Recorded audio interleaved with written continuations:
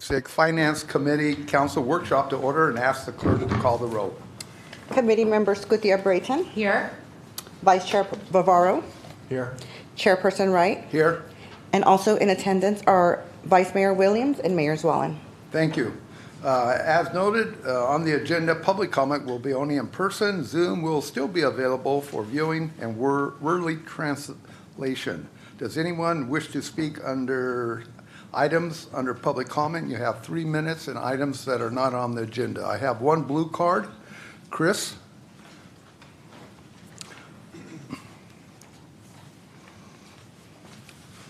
Good morning, Chris. Good morning. Thank you, council members, for providing some time for public to make some comments at the workshop here today. I'm Chris Guptill. I'm a local volunteer. I just want to spend a couple minutes today talking to you about my role as the chair of the Citizens Advisory Committee for the Tuolumne River Regional Park. Over the past year, we've been working on a budget proposal to increase funding for the park. It's badly in need of a lot of things. We went through that process as a group of concerned community members. We approved a budget somewhere around the neighborhood of $5 million with the county and the city splitting that cost over a 4-year time period. We talked about targeting possibly Measure H funds, other funding sources for the city and county to provide that for a lot of needs the park has. We passed that along to the commissioners for the Tuolumne River Regional Park. They also debated and discussed that, and they passed that as well at their group. And it was also a recommendation by city staff that we pass that budget proposal. So at every level that we can, as community members, try and have input, we've done that. We've pushed it forward. I'm here today just to represent the group of people that have been trying to see more funding for the park and try to see if we can really make something out of this, what we call a diamond in a rough. We have done a lot of work. The community has stepped up millions of dollars of in-kind, volunteers, donations, grant money, those type of things.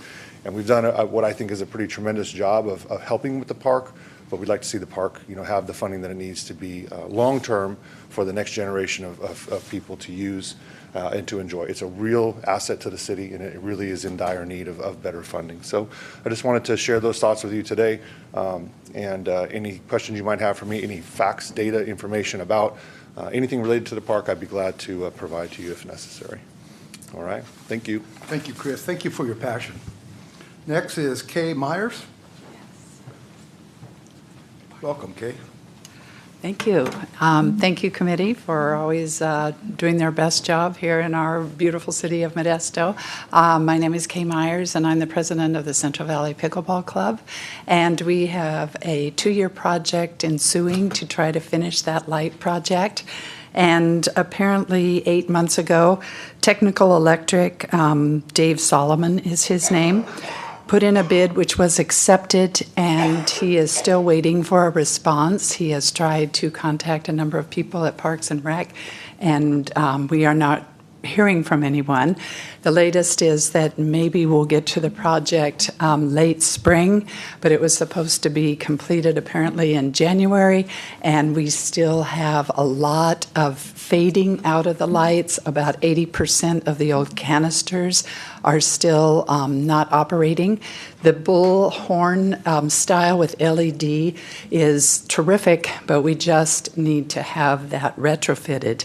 And we don't know where else to go. I've worked through David Ortega, and I didn't know if I should go to Jeremy Roger, or if I should go to Nathan Howe.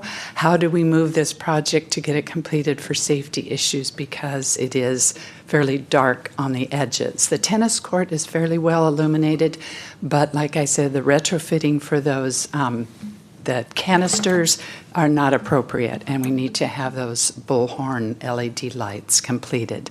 So the bid is there, but because it's been 8 months ago, he is concerned about all of the cost elevation, as we know, with everything going on, with trying to get materials. So if you have any way of us or someone else that I should reach out to, or if you could push that project along, we would certainly appreciate it, mostly for safety purposes. Okay, thank you. Thank you, Kay. We'll have city manager follow up on that. Okay. Will you please? Thank you. So who should I contact someone, or can I leave my contact information? I'm sorry. They'll reach out to you. We'll be in contact with you. Okay. Thank you. Any other public comment? If not, I'll close public comment. Clerk, have you any written comments received? No, Chairperson. Thank you.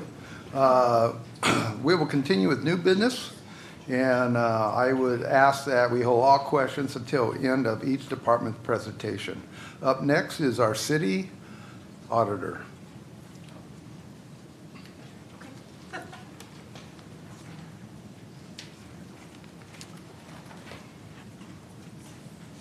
Good morning.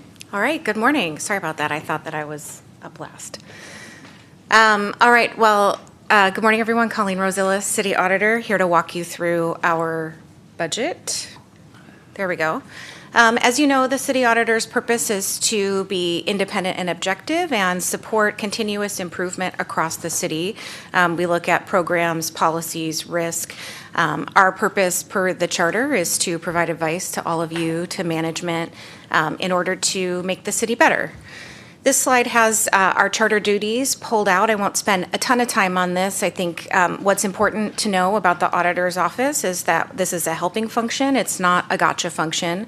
And our role is to really align with the strategic plan, the strategic goals of the council to move the city forward while reducing our risk and thinking about being in alignment with best practices.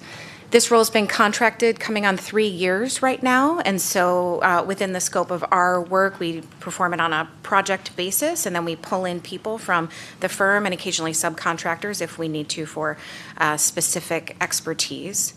And that is reflected in the full-time employment graph here. Our revenue and expenditures were a general funded program. We don't bring in any revenues.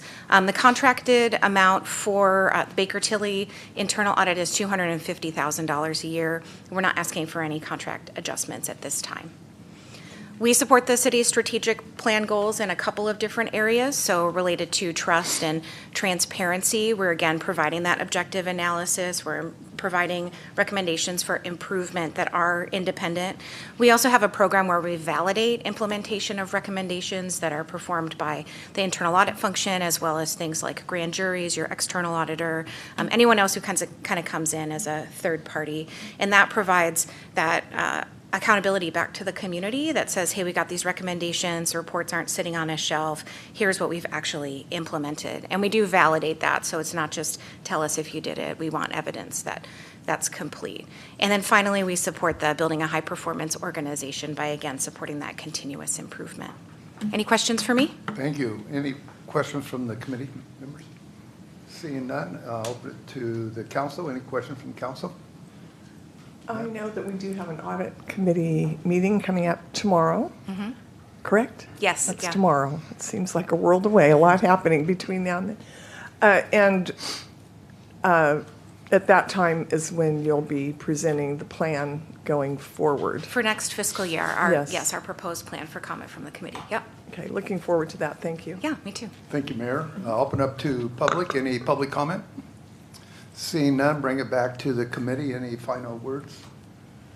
Thank you. I'm so glad we do have an auditor, and I think you're doing a great job. But on the other end, I think our staff's doing a great job on really working hard on making sure that this is a great city and that we spend our money properly. So great. Any comments from our council members? If not, we'll move on to our next agenda matters is Human Resource Department. Christina?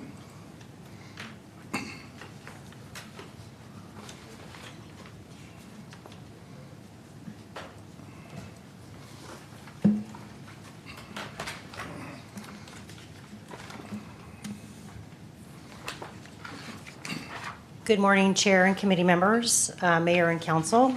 Christina Alger, Director of Human Resources. So this first slide goes over the department overview. The main thing to see here is that I do have some major functions. HR administration covers everything from employee relations, hiring, onboarding, and all of those types of things. Employee benefits manages all the benefits the employees receive. And then we have employee life cycles, so classification, compensation, onboarding, offboarding, those types of things, transfers, salary management, and then we have risk. And so risk is basically workplace safety, general liability, workers' compensation, and insurance administration. So this chart shows you the human resources org chart. And so we have three main buckets. We have HR administration, which is general fund, and then we have two internal service funds, benefits, and risk. We do have one position that was allocated a couple of years ago under Measure H, and that lives in our HR administration area. So this chart just shows our staffing over the years, and as you see, we were able to get that Measure H position in 24-25, and we've been pretty stable over the years. We are proposing to have another position this year, and I'll be addressing that later in the presentation. So this slide shows the human resources, revenue, and expenses, and so this is the general fund side of things, not Measure H. And one thing that I will point out is that we are not a revenue generating department. We're basically supported by general fund. However, we do direct charge agreements with other departments, and so the little bit of revenue that you do see there comes in from these other departments. And then this is our Measure H, and so that's that one position that I mentioned just a moment ago. So for the strategic plan, I've listed a couple of buckets that the HR department necessarily supports. I won't go through all of those, but what I will do is just point out some of the things that we do that support these two major goals, which is achieving long-term financial stability and also building a high-performance organization. So under public and private best practices, what we're doing right now is we're attempting to apply these best practices to general liability. As the city attorney mentioned last night, we're working closely together to come up with ways to reduce our liability in that area. Under the pension area, we are doing some things to address the pension, and I will be talking about that a little bit later in my presentation through our trust and our additional discretionary payments. We also look at enhancing retention by having different things that support the employees, like professional development, trying to be an employer of choice through, workplace balance, personal life balance, and things like that. So offering the things that employees value in order to retain them. So this is our one position that we are proposing to add this year. This is an employee relations officer. And so, the organization has grown over the last couple of years, as you all know. And we haven't grown very much to support that. And so we currently have one position that supports the entire organization under this area. And so the idea here is to add a second position to help support this. We'll see cost savings through quicker investigations, less paid admin leave for employees that are out for that, and just a more overall streamlined process. And so we're hoping to make some headway and save some money there. So hopefully it will pay for itself. So the next couple of sections I'm going to go through are workers' compensation, general liability, and employee benefits. And so as I mentioned earlier, these are my internal service fund areas. So the first one is risk administration. So risk has both workers' comp and general liability, as well as insurance administration. And so this is the administration expenses. So this is the staff, discretionary fund, and ISF charges for that area. You will notice it's a little bit lower this proposed year versus the current year budget. And that's due to less direct charges going towards that fund. So with the workers' compensation and general liability, this just kind of shows you our methodology of how we collect the funds in order to pay for these programs. And so basically what we do is everybody pays in 1% of payroll. So all departments pay in 1% of payroll, whatever that amount is. And then we look at the last 5 years in arrears, and we look at the utilization rate of the different departments. And so you use it more, you pay more in, basically is how that works. And so you will see for workers' compensation, I have a pie chart that shows general fund versus non-general fund. You'll notice that in workers' compensation, a majority of it is general fund, and that's because police and fire, by nature of their duties and their responsibilities, tend to get injured more often on the job. And so they utilize that program a lot heavier than the rest of the departments. In general liability, it's pretty much almost split even between the two funds. So this shows our workers' compensation financials. And so as you'll see, our fund assets, and so this is our reserve that we have there right now, a little under $10 million. We do an actuarial every September, and that gives us what our long-term expected liabilities are. And so you can see that right now we're in an unfunded status of about 10 million. Best practice is not to be fully funded there, but 70% is a general good practice. And then you'll see also kind of those projected expenses for this coming year. So you'll see the claims, payments. We also have a third-party administrator that we pay for to help administer the program, excess insurance coverages that we have to do. And then each one of these funds, both workers' comp and general liability, pay in a portion to cover that administration budget that I just mentioned. So this shows the workers' compensation fund history and projections, and so it gives you kind of like the expenses and revenue over the last several years. Also, it gives you a trend of what that that reserve looks like. And so I did want to mention, that it is quite a bit higher this year. We are seeing a lot of, increases in insurance costs, and so for the workers' comp, it's about 3.1 million that we pay in excess insurance coverage. It's about 32% of what we're collecting for the year. And part of this is excess insurance. We are self-insured up to $750,000, but we also pay to the state because we are self-insured. There's a state process that we have to participate in as well. General liability, so same as workers' comp. You can kind of see the snapshot here. So you can see those numbers up on the board.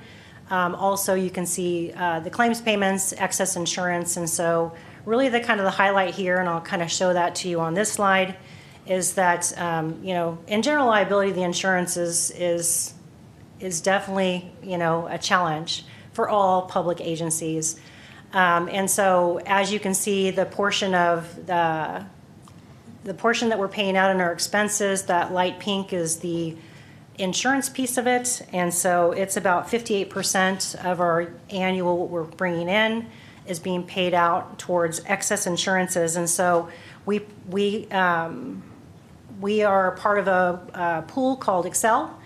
We've been part of that pool for about 30 years, and it's 14 cities that we pool together to help buy insurance together. We have a pooling system that we cover a lot of our claims through, and so between paying into that and those excess insurances, it's quite a large cost. So now I'm going to go over employee benefits.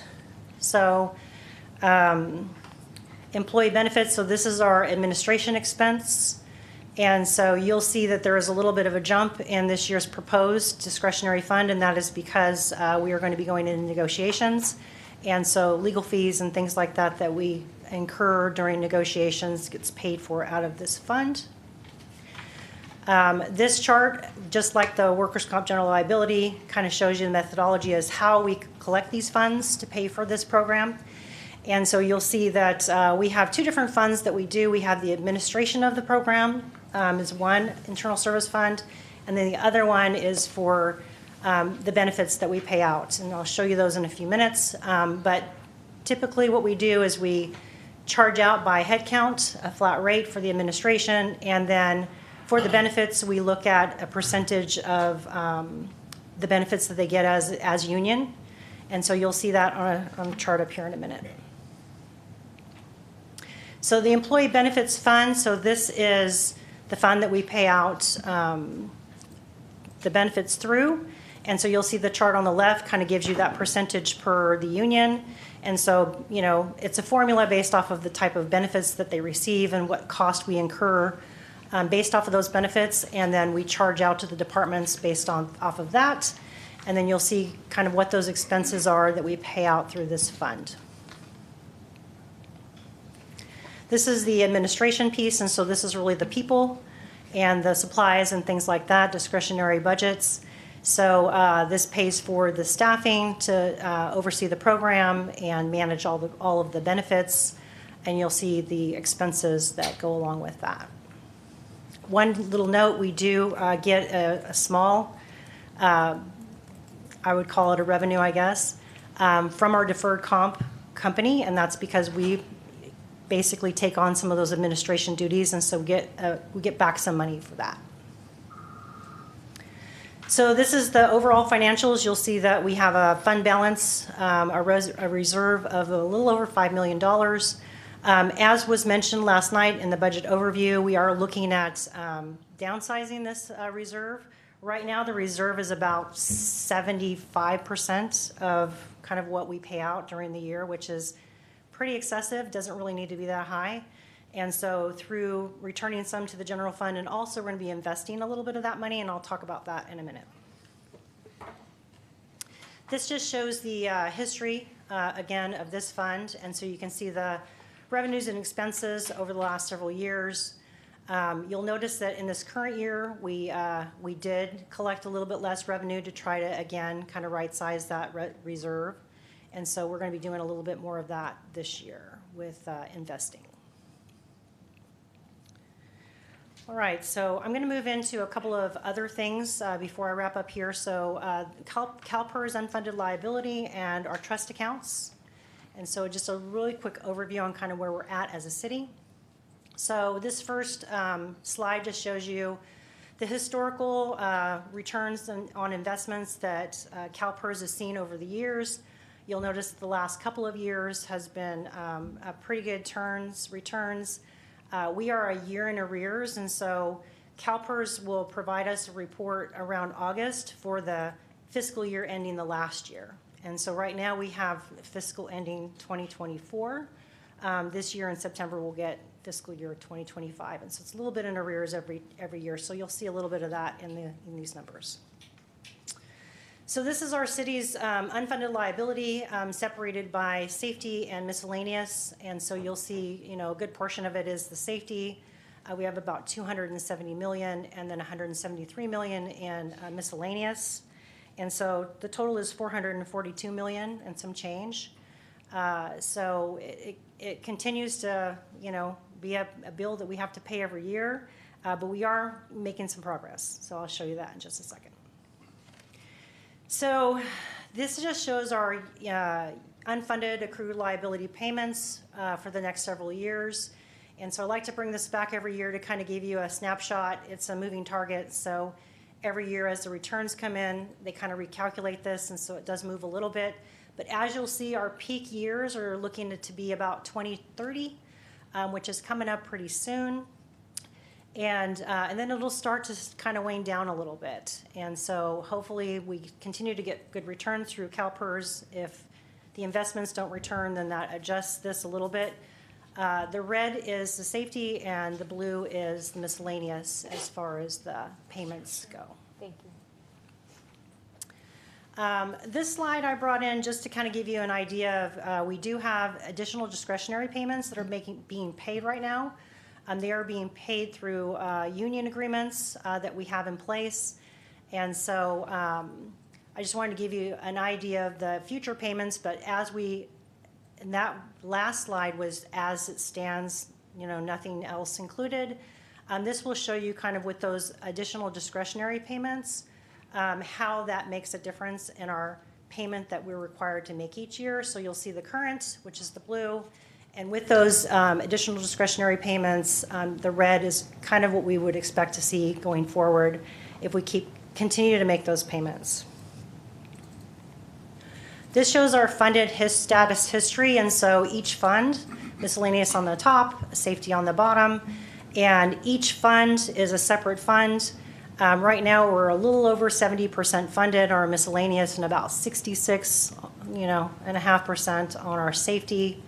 And so pretty good considering you can look at the last 4 years prior. We're making some progress there. And then lastly, I want to talk about the OPEB and pension trust. So in 2022, council approved for us to move to create 2 trusts, Section 115 trusts. One for our other post-benefit employee benefits, and so OPEB. And then the other one was for the pension to combat those peak years, which are, as I mentioned, getting ready to come up. And so this gives you a snapshot of what we have currently. This is as of last month. We get a statement the 15th of every month. And so this is from inception until last month. You can see the current balances that we have for each of those. And then you can also see what the net increase is. We've had about a 12.3% return on the OPEB and about a 9.7% on the pension to date. And as mentioned last night and again earlier this morning when I first started, we are proposing to take some of that reserve that's in our employee benefits reserve and putting some more money into these trusts. And so we're proposing to do $500,000 to the pension trust and $250,000 to the OPEB trust. It will help us to continue to grow those funds so that we can utilize them as we see fit when the time comes. Happy to answer any questions that you might have. Thank you, Christina. Any questions from Councilmember Rivera? Go ahead. Thank you, Chair. How much was our unfunded liability again? It's $442 million altogether. For the city of Modesto? Correct, yes. 442? Yes, 442 million and some change. Okay, it says, from the controller's office, it says, unfunded liability is a shortfall between retirement benefits that government has promised their workers and the current funding available to meet those obligations. So how did we get into this situation in the beginning? Yeah, By promising funds that we didn't have, was that? Yeah. Well, great question. And it really is, and I'm just gonna, I guess I'm gonna point my finger to CalPERS. They have a methodology in how they fund, and so they require us to make payments, right? So we report in what benefits and things that we're providing our employees. They have a formula that they give us that tells us what we should pay in.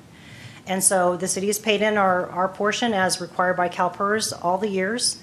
But what happened was CalPERS, they have an expected return rate that they assume.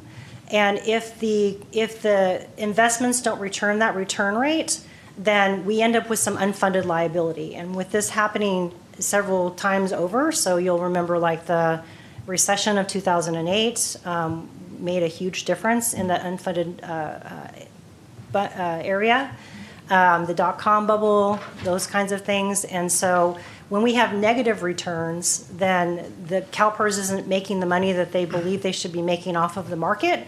And so then it creates an unfunded, bill for us. That's exactly what happens. So CalPERS sets the standard? Correct. That we have to follow? Yeah, they set our payments, yes.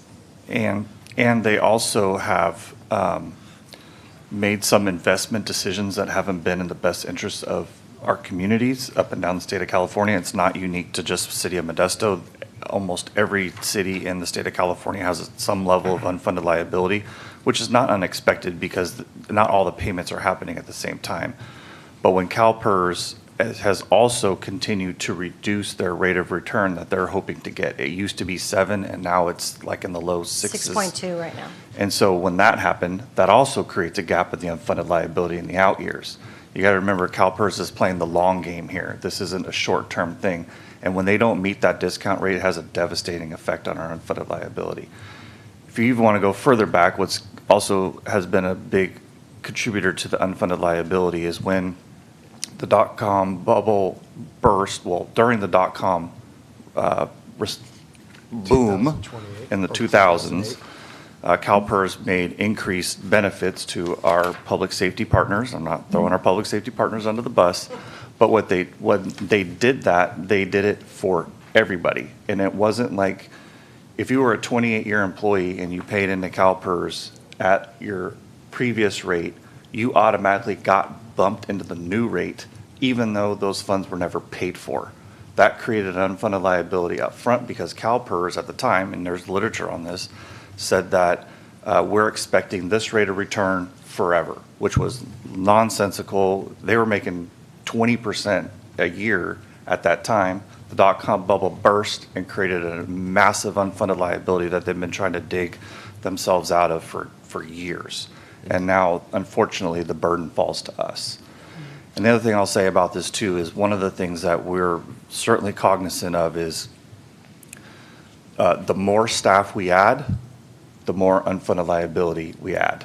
And so we're trying to be cognizant of the balance between contractors and staff and also adding staff. So for example, we have, with Measure H, we've added positions, right? But that also has negated the impact of CalPERS who has made their discount rate, they call it the discount, the rate of return is called the discount rate.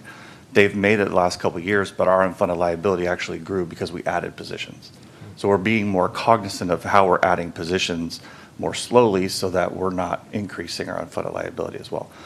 The second thing I'll say about this too, though, because I think this is a very important conversation, is by adding the trust and working with our public safety partners and our employees to contribute to this trust is making a difference. You see, we're making 12% on one fund and 9% on another fund. So we're making interest on those investments that we're making. So when we get to that peak, our goal will be to start drawing down those funds to shave off that top. So we're preparing for the future now. When we took the EBF money, we saw, our thinking was, why are we leaving the money here when we can move the money here and make interest on that money? And so our goal is to continue to add to those funds periodically throughout the year so we can make interest on the money that we do have. And these are defined benefits, correct? Yep. Yes. Can I ask a question because it's relevant to this conversation, and then it'll go back to you?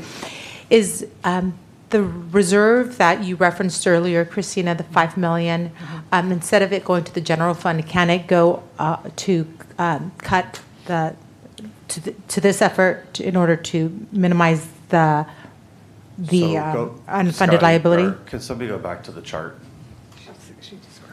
That one. So you see in 28, 29, 30, you see that peak right there. We will draw down those funds in those years to cut that top off. And so, I mean, because you see it's starting to decline, right? And so what's happening there is Pepper employees are going to start becoming predominant in our unfunded liability, which is a lesser defined benefit, to your point, Councilmember Bavaro. And so we're not going to need that money any longer, so we'll cut this top off and start drawing down those funds. That's why we want to put as much money into it now so that we can continue to grow those monies, use the interest, and use the money working for us so that that top gets cut off. Okay, so you've made sufficient plans and strategies to do that where you don't have to use the funding that... We won't have to, it will supplement our general fund payments. Okay, all right. Thank you. Also, didn't we, back in the 90s, didn't we have some holidays that we did not, some years that we did not pay into the fund because of high interest rates that they were getting at the time? And the council at that time decided to use the money for other projects? So over the years, there's been, ups and downs depending on, where the position was of that fund. And so we have used the funds in the past to, help balance the budget and make payments in other areas, yes. Yes. So- But that's not related to CalPERS, though. Right. That's related That's to the related to the EBF city. fund. Okay. Yeah. So and Right. I mean, we can go into the entire history, and we can talk about our other post-employment benefits, what we call OPEB. We've made significant reductions in that area from, we used to have a $100 million unfunded liability. That liability today is about 20 million, right-ish. Yep. And that is because our employees saw the impact that those OPEB benefits were having on our budgets, and they made concessions to eliminate retiree medical contributions. So we don't have retiree medical for employees hired post-2011. And so that has significantly reduced. We also made some changes to the way we're administering the benefits, the medical benefits to those that do have it. And that has significantly reduced the amount of unfunded liability we have in that account. What that means then is that we don't need to be contributing to our employee benefit funds at the level we used to. And so we've made these changes over the last probably 10, 12 years, and we could see the impact on that it's having now on our budget. If we had not made those changes, I guarantee you that employee benefits fund would probably be north of $10 million, and we're only contributing like $5 million now. Wow. Do you have any more questions? I do. Go ahead. Thank you. On workman's comp, you said that our self-insured is 750,000. Correct, Is that per occurrence or aggregate? per occurrence. And is that based on calendar year or fiscal year? It is based on fiscal year. Okay, policy so it year. resets every July. Yes. Well, it's per, let me back up. So it's per incident. So it's really not, there's really not a place where it resets. It's always that. So each claim that comes in, we have that liability of 750 regardless of when it comes in. Each claim is its own claim. Any other questions? Not at this time. Thank you. Back to the general liability on slide 15. So is that the total general liability for all departments, police, fire, and everything? Any kind of lawsuits that we get, does that cover all that? Or is there a separate fund for liability? It does cover everything, yes. It This covers is everything. citywide, Okay. yes. Any other questions from committee members? If not, I'll go to the council members. Any questions? Just Mayor? to reiterate that every organization in the state of California is faced with this. School districts, it's a universal situation. Yes, it is. Yeah. Councilmember Jeremiah? Yes, thank you, Chair. Joe and Christina, on the plan, the strategic plan that you're working on to work down that awesome amount, are we talking, I see you go all the way to 20 years to 2046. Do you think that is enough time to bring down that $450 million Yeah, with so your efforts? this is actually made off of, so what I do is I reach out to CalPERS every year. After they do their actuarial, I can reach out to our actuarial and I can get a worksheet. And so these are actually numbers from CalPERS. And so this is not a city estimate, this is a CalPERS estimate. This is what they're projecting our payments to be and how they play out. But as far as the creativeness of taking funds from here, how long do you think we'll be able to nip at that 450? Yeah, so what this slide right here shows is, with those additional discretionary payments, kind of what that makes a difference in our payments. And you'll notice that probably the largest drop is in that almost final year there. But it does shave off, a couple of $1 million every year just by what we're paying in right now as additional discretionary payments. So we make our annual payment, that's required by CalPERS, and then this is additional on top of that, payments that we make. We make these because we have these agreements with the unions, with our employee union groups, and so they really have worked with us. They understand that, this is something we need to work together on. And so they, provide, a payback to us that we can then, divert into these additional discretionary payments. So this, in addition to the trust, which is, earning interest right now, and we can use that to shave down the top, will make a huge difference. And so I could, put that in there and project out what that would look like. And so if you would like that, I can certainly show you what that would look like if we shave down that peak. Were you going to say something, Joe? She said what I was going to say. Okay, so about 20 years, what looks like we'll do a little bit better. The only thing I'll add, though, is this is still all beholden to CalPERS Right. and their ability to make their rate of return. So, we can do everything we need to do, but if they're not making their rate of return, we're still going to, if there's another massive recession, you're going to see a tremendous spike in our unfunded liability. It's That's definitely just- a moving target. Yeah, there's nothing we can really control about that. Thank you. Thank you. 2028 and 29, they had lost 24%. And if you Yeah. look at the unfunded liability in the future, it made a tremendous impact on the unfunded liability amount. Any other comments from council members or committee members? If not, open up to the public.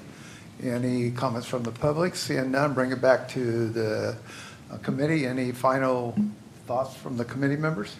If not, from the council members, any final thoughts? Thank you. Moving right along, thank you, Christina. Moving right along, Information Technology Department.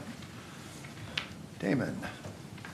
Good morning, Chair, Committee, Mayor, Council members.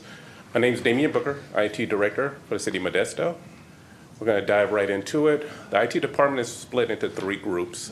Business applications, which would include Oracle, large systems like that. Then we have on the other side, network and data center, which would include our servers and also security and addressing email. And then in the middle, we have our administrative space, which covers budget, training, audits, and we'll get into that a little bit more in my presentation, procurement policies, and IT road mapping when it comes to our hardware and our software. In the department, we have about 39 FTEs. 2 of them are supported by Measure H under the applications team. Now, our organizational employment history is pretty much the same. It's going to remain stagnant in the future. Slight change, we're reallocating 2 headcounts to an area of security and compliance. Last year, we pulled it down to 1. We've improved the compliance space and also our security space, so now we're bringing the 2 additional headcounts back to that focused area. As for our revenue and expenses for Measure H, these are the 2 headcounts. When it comes to our education and government cable, we're pretty much below our revenue when it comes to our expenditures. As for PEG funds, we have not heavily expended anything in this space. Now, when it comes to our information technology fund, we have a lift, about $3 million this year and next year. This has to do with the replacement of the PCs and laptops. They were about 7, 8 years old. It was time to refresh, and that's what this lift is. Now, when it comes to the strategic plan and budget for our goal H, we're looking to reduce the replication of systems. As systems begin to become better, enhance features, there's a bit of an overlap. And then there's also systems that are out there that are not enhancing, and the ones that are enhancing are taking the position of those. So it's an ongoing maintaining the garden situation. So what we do is we aim for a minimum 10% reduction there. That helps us maintain long-term operational costs. Also, we look for opportunities to automate manual processes, which allows us to lift and shift people time to bigger and better things. And then with that, it shows that we have better controls around our budgeting when it comes to people time and our costs. Now for goal H, the major focus here goes with the citizen data portals. This also includes Go Modesto. We're looking for a better user experience. We're looking to enhance these environments so they extend opportunities for the public to engage in other services across the city very quickly and easily. And with that, it shows support of transparency and scalability. Now for goal J, this goes to high performance organization. Here, we're taking these tools and these opportunities to allow for our people internally to make better decisions. And with that, we make sure that we have in place a data quality program. And with that program, we're aiming for 95% accuracy, standard protocols and procedures, and also staff training. You give them a tool, but you got to train them on how to use the tool. And then we're looking at organizational upgrades. So we're driving a sub-team within IT for digital innovation. This is going to focus on AI and things that come down the pipe like that. And then we're looking at strengthening our compliance function. So that sub-team that we're adding 2 heads to, they're going to be focused on gathering compliance and auditing data and evidence throughout the year versus before the audit. So we're more effective in remedying any issues or gaps that we find throughout the year. And then workforce upscaling. So we're offering programs internally to IT staff to enhance their skill sets and get certified for the future. And I open the floor to any questions. Thank you. Any questions from committee members? Go ahead. Go ahead. Citywide data quality program, delivering 95% accuracy. Why not 100%? Data is dynamic and organic, like the organization. If the city was static, it would be an easy goal. Due to the fact that the city grows, people, needs, demands, and the fact time is not our friend, because some data here could be expired versus here. That's why we're trying to consolidate systems so that we can have near real time. I would love to get to 100%. I'm going to keep it at 95%, but the goal is to try to get to 100%. And is that process something that is evaluated, monitored, audited for risk or recommendations? Great question. That's why we have the additional 2 heads that are going into the compliance and security team. So as we have the staff that maintains operations and doing their daily duties, we're going to have a subset of the staff going through to make sure they're doing it properly or reconcile any differences or challenges. So as things change, if we need to enhance the control, we take a look at that. Some people don't understand controls have expiration dates on them too, based on needs and demands. So that sub-team will be looking at that to do our best to maintain that 95%. Okay, and my last question is, all these processes and programs in your vision, it looks wonderful. What are you doing to ensure proper documentation and that it's noted for future reference or just for documentation's sake? So within that subgroup too, but also at the leadership level, IT managers across the board, we do corrective action plans, documentation, lessons learned. Let's go back, take a moment. Also, what's important to be effective in that space is workload. So we try our best not to overburden our people so they can go back and do their documentation. So there's a fire, take a moment, wrap things up, cliff notes, go to the next one. Or if you can't, we're going to pause that one and send another sub-team in to tackle that challenge. Got it covered. Thank you. Thanks. Thank you for your report. Several years ago, we had a cyber attack on our system. So what steps have we taken to make sure that doesn't happen again? So right after that, the leadership invested heavily in cybersecurity. We have the tools, and those tools are really great tools. We essentially have now customized and modified those tools so they're more effective, and we have dashboards. So everyone knows a picture says 1,000 words, so we can see exactly what's going on.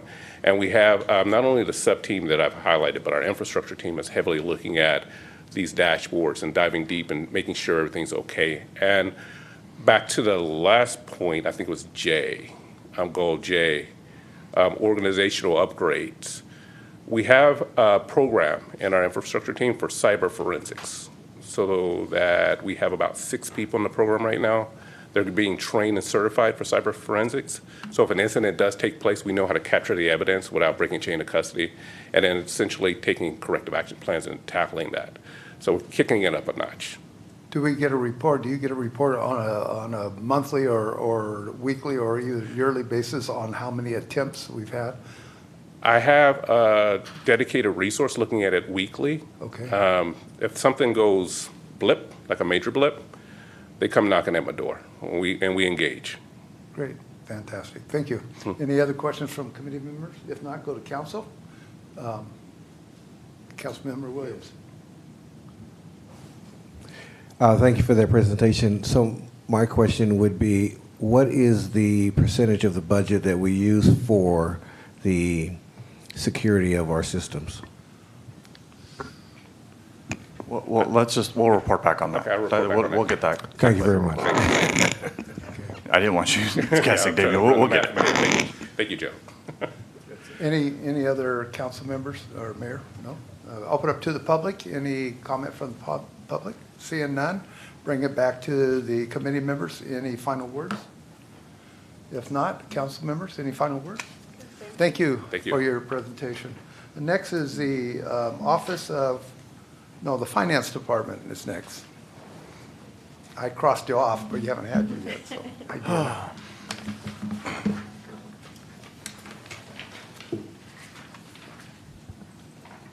Good morning, Chair Wright, committee members, council members. Deanna Christensen, Director of Finance.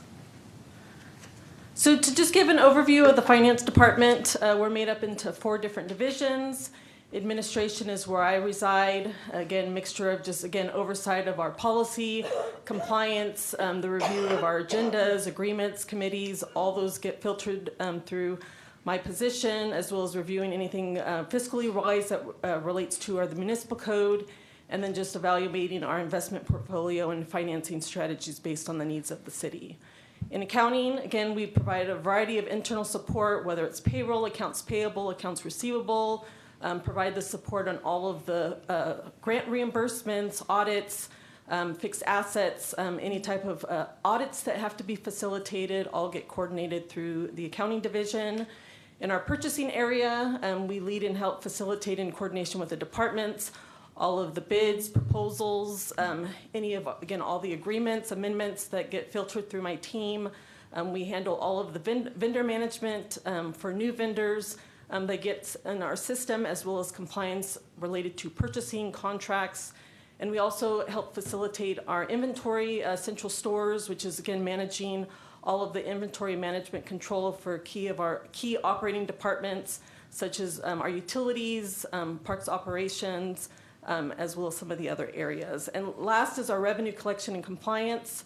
This is our utility billing area, our cashiering, business license, a lot of our major tax compliance, whether it's business license, cannabis, transient occupancy tax, and the coordination of our disbursements with Visit Modesto and the Modesto Tourism Marketing District. So our org chart is made up of 70.75 FTEs. There's the division breakdown. We do have 3 Measure H positions that were funded. 2 of them, again, I want to acknowledge were positions that had previously had been eliminated, which was our accounts payable and purchasing staff. And then we did add 1 position, which is the account technician in our payroll. In addition, 36.75 of those positions are funded through the general fund. 7 of the positions support our central stores. And then the 24 positions are supporting our utility areas, whether it's water, wastewater, storm drain. This gives an overview with the change of the positions throughout the last few fiscal years.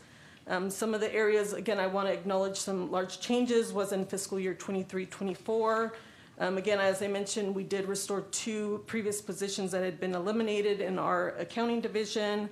We did add a storekeeper to just, again, help provide support with a second location that we opened, both supporting the Jefferson Courtyard and the Lit Water Courtyard. And then we did add some clerical staff in our business license and utility billing just to help with the volume and customer intel that's been increasing associated with those areas.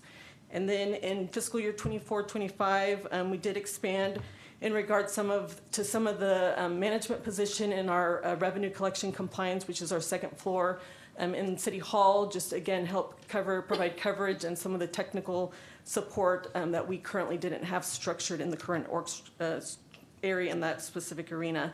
And then fiscal year 24-25 was also when we added the account tech in our payroll area to supported by Measure H.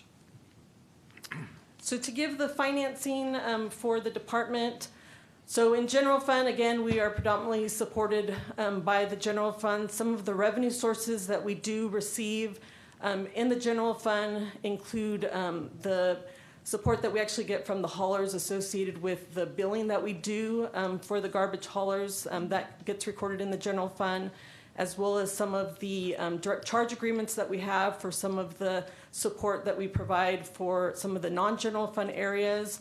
We also get several rebates that get captured as part of the general fund area for finance associated with the support that we do for our commercial card program, our e-pay program when our vendors pay electronically, and some of the rebates that we've been able to negotiate and solicit with our vendors.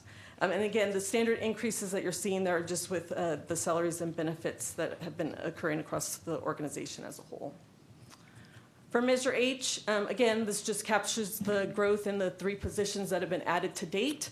And then again, the funding source is Measure H. There is a small revenue source where some of these positions might be providing some level of support for some of the other non-general fund departments, but again, predominantly it's funded through Measure H. For the water fund, again, this is predominantly our utility billing, cashiering area. So again, the positions reside in there, and what we do is the revenue that's generated in here, we then bill out, because again, we don't just provide utility billing support solely to water. We also provide billing support to wastewater, storm drain. So the revenue that you're seeing is the distribution of what we're charging the wastewater and those other utilities, and the gap that's being captured there is what's funded for the water funds portion. So again, that's where you see the distinction between the revenues and expenses. The other thing I want to acknowledge is the increase in expenses. So we have seen, ever since post-COVID, a huge enrollment in our utility billing assistance program. So we have increased the budget for 26-27 by a little close to over 800,000, just again with the ongoing growth that we see. The assistance program is funded based on the late fees, collection fees that we collect from the customers. And again, we still have sufficient reserves based on pre-COVID where it wasn't heavily used that's being used to help support that area. And then the last one is our central stores area. So again, we are kind of like an internal service fund where again, our goal and our support is to support the inventory management for the key operating departments.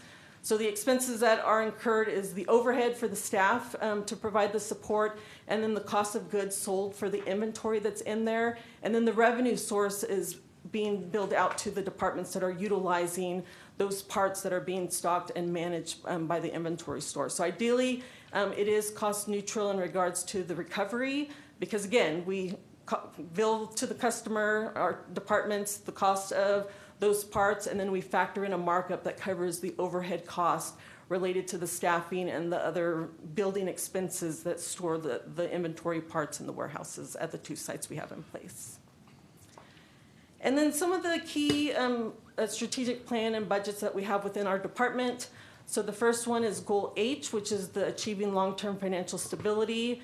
So again, we continue to just actively monitor our debt management portfolio, look at avenues of, again, some of our major infrastructure projects that we explore, of whether it's appropriate for us to finance those areas. Primary example was the recent River Trunk project that recently got approved, where again, there was not sufficient fund reserves to cover that. So again, looking at what debt management opportunities are out there. And then again, we continue to monitor with our municipal advisors when there's opportunities to do refunding related to our current portfolio to gain savings in that arena.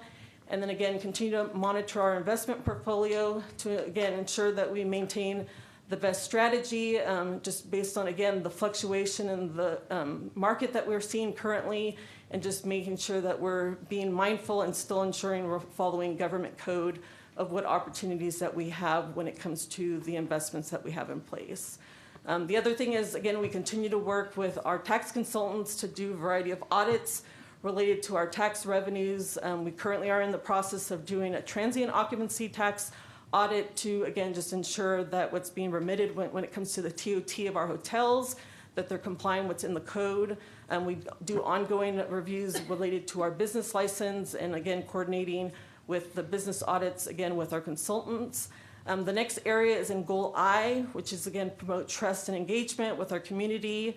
So one of the big things that, again, you're currently seeing in our social media is we've been working heavily in regards to replacing some of our very old 20-plus year systems, which the one that's currently getting ready to go live next week is our utility billing system. We're, again, just ensuring our customer gets the best experience, and again, that we have the most flexibility to address what the customer needs are, and again, using more modern technology to address just enhancements of communicating things related to their bill being due, water consumption, and just making sure that we have avenues to communicate that information. The other thing that we've done heavily that you've also observed is just our engagement with some of our local vendors. So we have worked very closely with Stanislaus 2030 to look at opportunities to engage with our local vendors. We've worked in conjunction with Opportunity Stanislaus to participate in some of the expos that have been offered here locally, and again, engaging with some of the other purchasing areas within the county, and just collaborating to just, again, educate the local vendors on how to be notified about bids, what the process is, and what's required in order to be able to submit bids. So we are trying to be more active to just educate those local vendors on those processes. And then the last thing is related to Goal J, which is building a high-performance organization. So we continue our striving to achieve the Government Finance Officers Awards related to the city's annual comprehensive financial report, and then our popular annual financial report. So we've received the award 42 years for the financial statements, and then 8 years for the popular annual financial report. And then with conjunction with budget, We now are able to be part of the Triple Crown Award. And again, we've done it for the 5th consecutive year of receiving that award. So again, we'll continue to achieve those areas, just to, again, demonstrate transparency and what we are doing to ensure compliance and complying with the requirements of our financial statements. And then we are also in the process, next year we will apply again for the National Procurement Institute Award. This is a national award that, again, demonstrates best practices, innovation. So with our recent implementation with our new bidding system, OpenGov, again, we see huge opportunities to qualify and meet the requirements. We did receive it about a few years ago, but we've just had challenges just with, again, because of our old bidding system. So again, we see opportunities that we can move forward with, again, applying for that award next year. And then the last thing is just, again, coordinating with the Human Resources Department and just being part of training opportunities. Again, it's our department, again, oversees a lot of the policy compliance and just making sure that we give staff the resources to make sure they know what the policies and rules are, and then just giving them guidance, checklists, and things to just, again, ensure that they maintain those requirements. And I believe after that, I'm available to answer any questions. Thank you. Any questions from committee members? Go ahead. Thank you. On the billing support, do we charge a service fee for the collection of funds from the haulers, the garbage haulers? For the billings that we provide the haulers, yes, we charge them a fee per bill as part of a contract that we have for that service. How much do we charge them? And how do you determine the amount that we charge? So we look at the number of customers that we currently bill on their behalf, and then we look at what the service cost is that is required to maintain. And again, it's not just staffing. We make them pay a portion of our billing system and other hard costs that also gets factored. And again, combine that with the service that we provide here at the city, but we can give you the exact rate. And that rate is reviewed annually, and it does have a CPI increase to incorporate increases in cost. But we will report back with the details. Do you also charge other departments like utilities a service fee? Correct. As part of what funds these areas is we look at what the revenue activity is, and we charge their share based on revenue activity. So water, wastewater, as well as storm drain. So we look at an allocation based on billing service revenue, and we apply accordingly. And that is also reviewed annually as part of the budget. And that's Western Urban CPI? For the haulers, it's a CPI that we incorporate every year. And I do want to acknowledge, too, they do contribute as well to the utility assistance program. And then as part of the new billing system that we're implementing, we also required them to pay a portion of the increase in costs for the implementation. So that was all factored into their most recent contract that we came before council to approve. Thank you. Councilmember Stewart. Thank you, Chair. My experience in government in regards to the financing support that the department gives to the various units within an agency, it has always been referred to as cost centers. And I know that's the term that we don't readily use here, but cost centers where they reimburse for the services you provide them in managing their finances. Are cost centers here those that you highlighted, which are the general fund, the Measure H, the water fund, and the central stores? So those are what's considered the fund. Within each fund, there's cost centers that are used to track revenues and expenses and the detail. And think of it kind of similar to like divisions. So within the general fund, like for example, for my department, I have administration, I have accounting, I have purchasing. So within each department, they might be in the fund of the general fund, but they have a cost center that's being tracked to ensure that we're recording revenues and expenses. And that's how we budget, is we budget at the cost center level. Okay.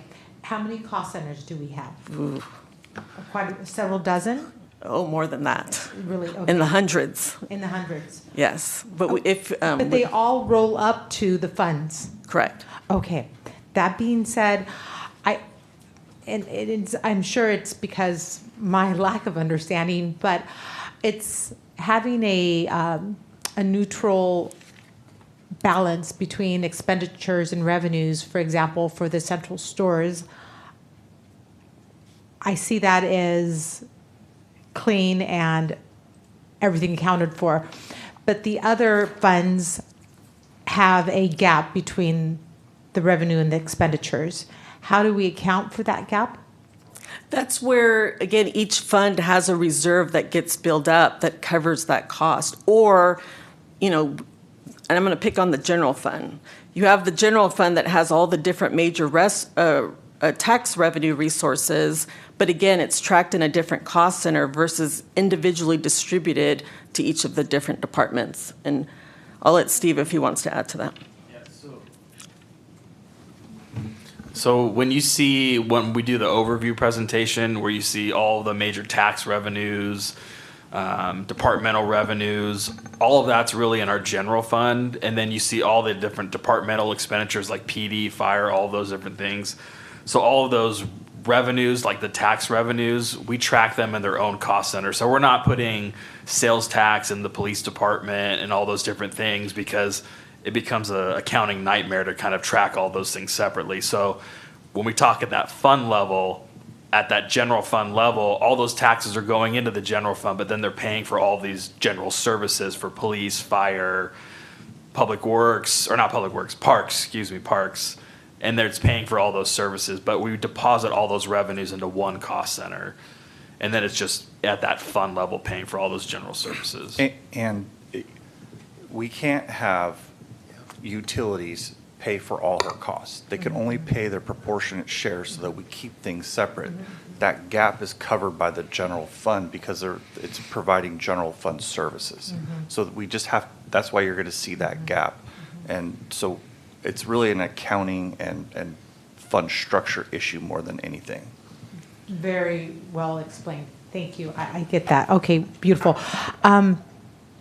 I'm curious, a couple years ago, I believe it was a suggestion from one of the council members to provide payment of utility services online and with a credit card, something of that nature. How is that program working? Has that increased the signups to pay utility bills in that manner? It hasn't increased as much as we hoped in regards to the use of we implemented a couple years ago where if the customer enrolled into getting their statements online, they would get a one-time $10 discount. So initially, we saw an increase in usage when we initially promoted it, but it's kind of dropped a little bit. And with our current rollout of our new utility billing, we will be capturing that as part of the marketing and the messaging, but it's just, we're still not seeing a huge active use of getting customers to get their statements online. We also incorporated as part of the program where if the customer set up with auto pay, they could also get an additional one-time discount. Again, same thing, we've seen a growth when we initially program was kicked off, but it's kind of been steady and declined slightly. But again, we intend to incorporate that as part of the marketing to see if we can, again, increase growth with the usage of that. Interesting. Okay. Thank you very much. On the subsidy that we provide for low income on the utility bill, that comes out of the fees, out of late payments? Correct. And any of that is covered by the general fund?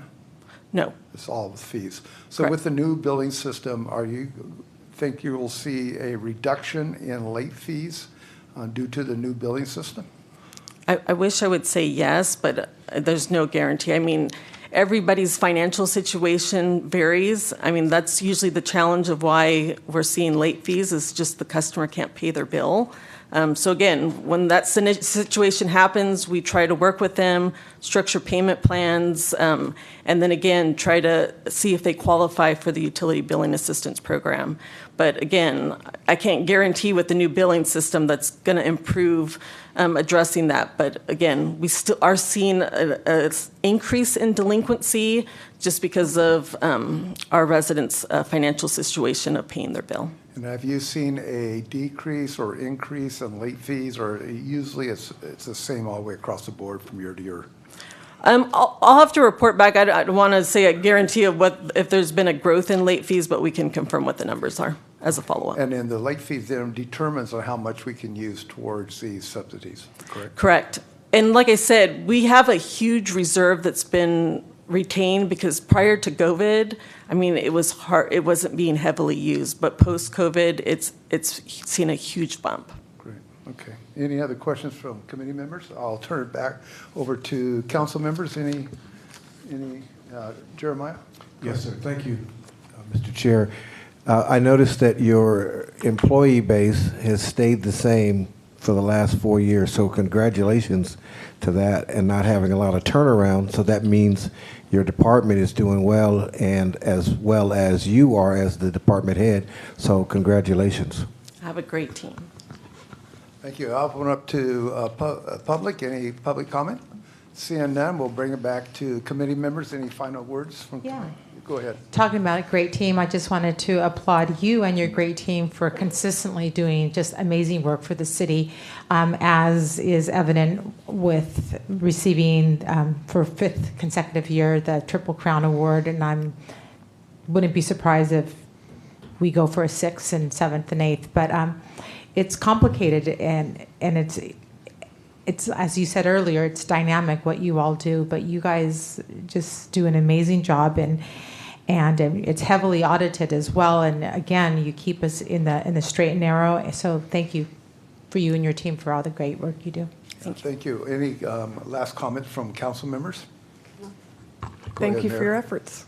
Greatly appreciate it. I feel like I said it well at the State of the City, so appreciate you. Thank you very much. Okay, next up is the Office of Performance Management and Budgets. Stephen.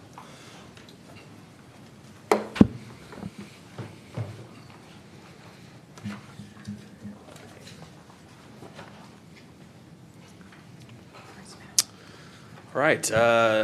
Good morning. Steve Christensen, OPMB Director.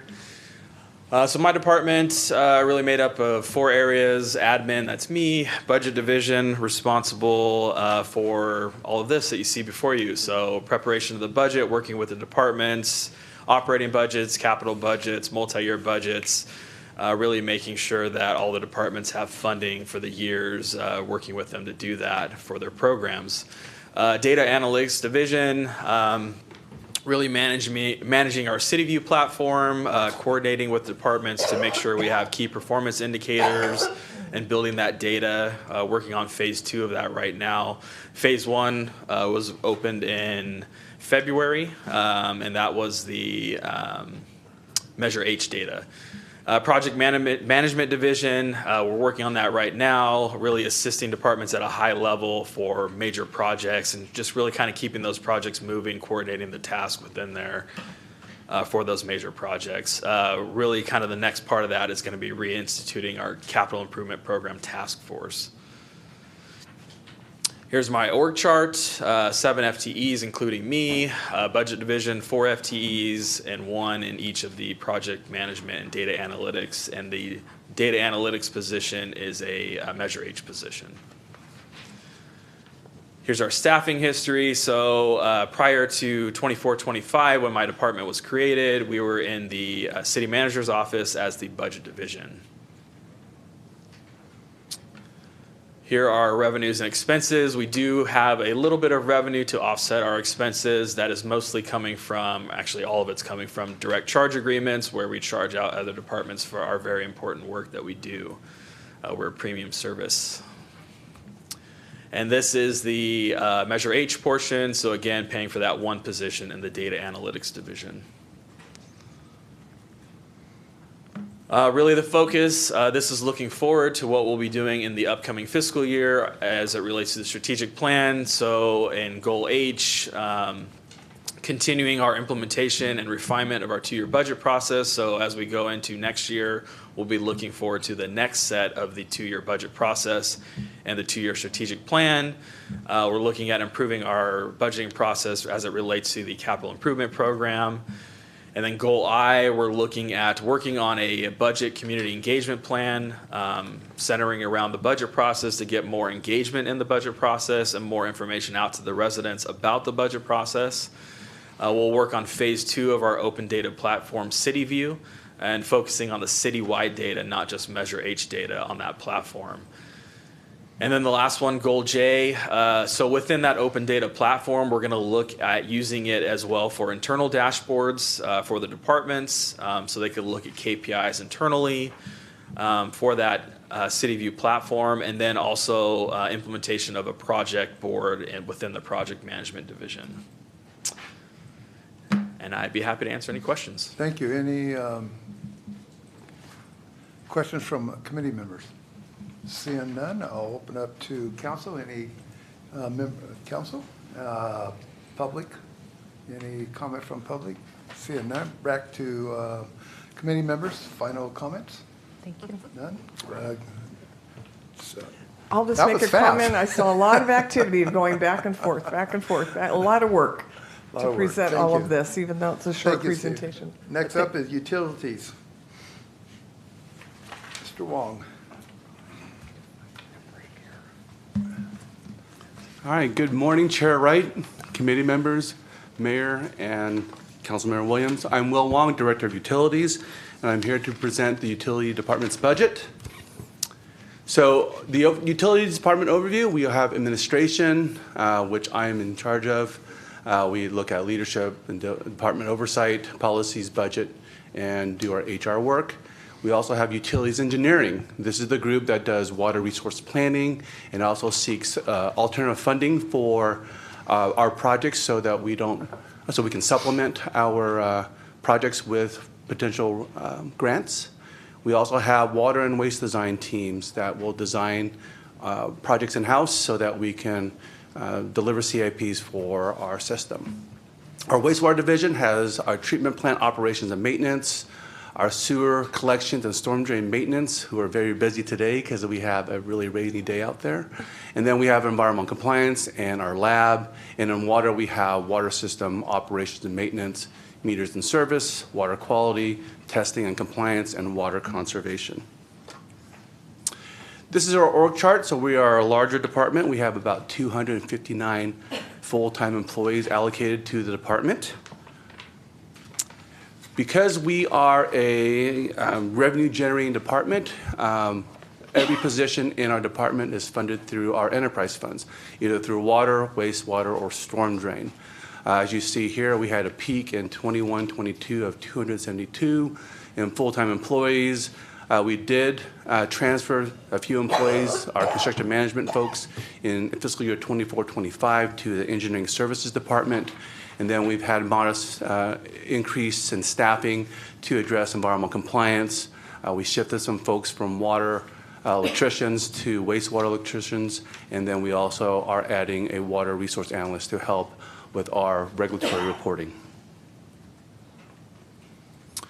As I mentioned before, we are a revenue-generating department. As you see here, we have accounted for a modest rate increase in water, about 4.5% increase. We also have seen subsequent increases due to primarily salaries and benefits.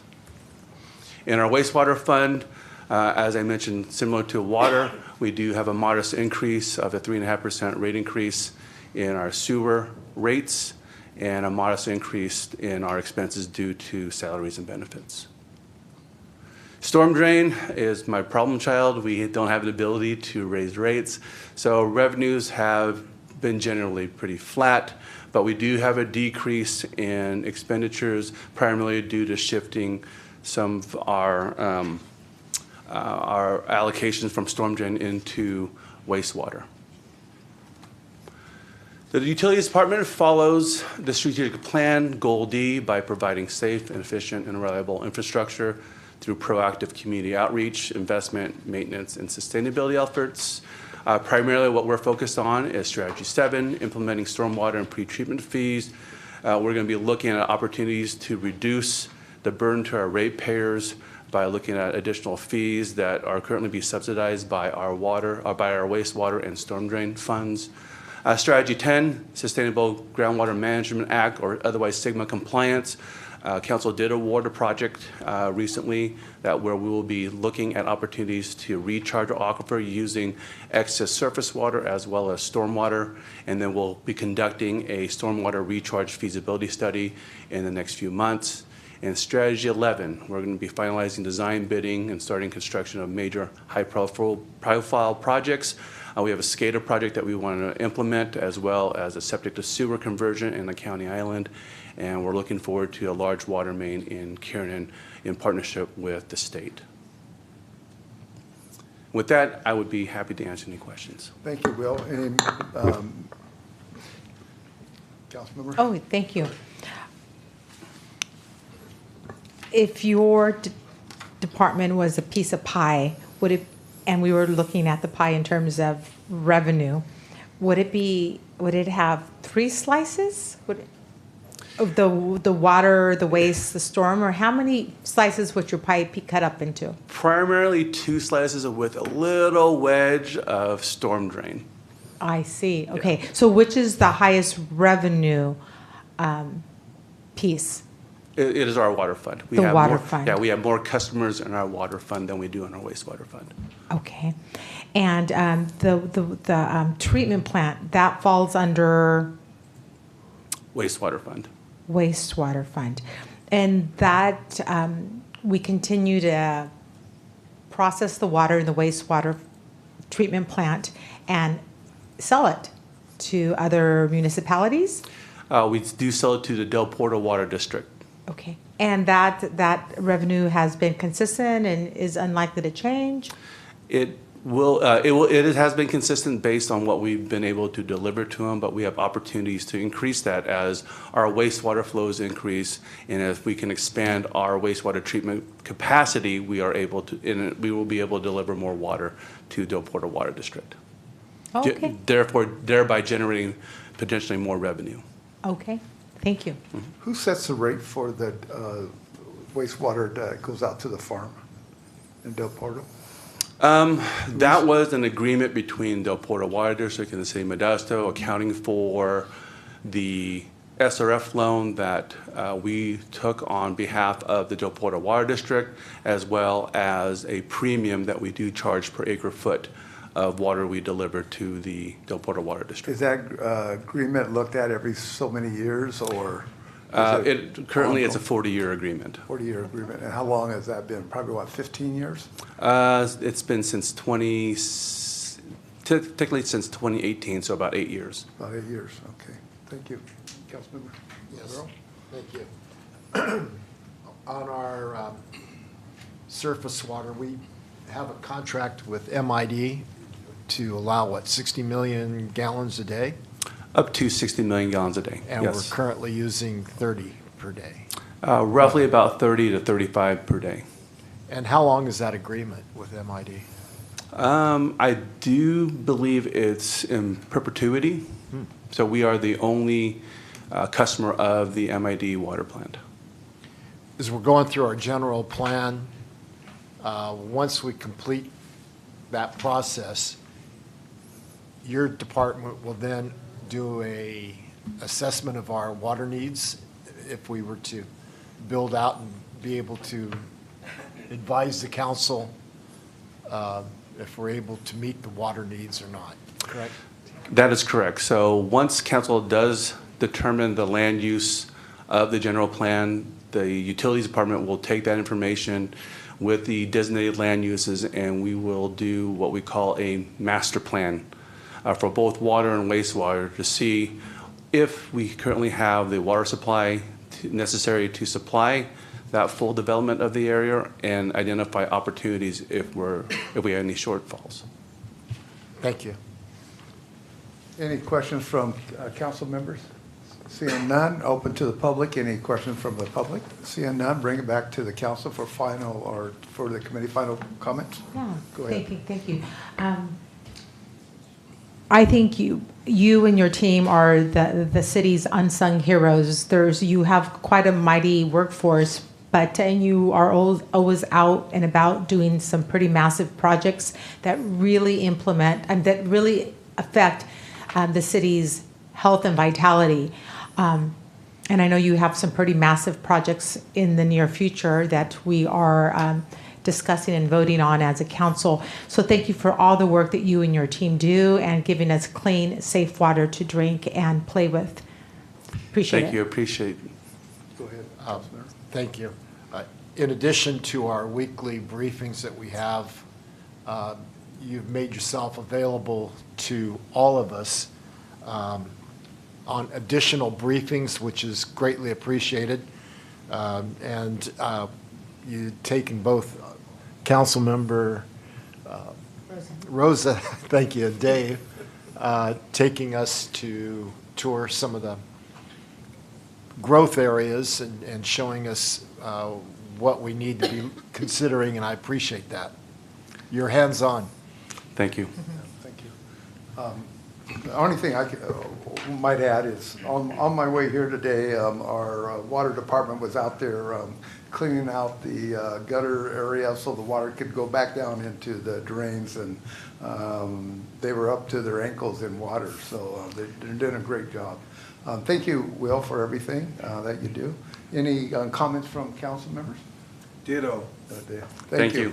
Thank you. We're going to take a 5-minute recess. We'll start back here at 10 o'clock.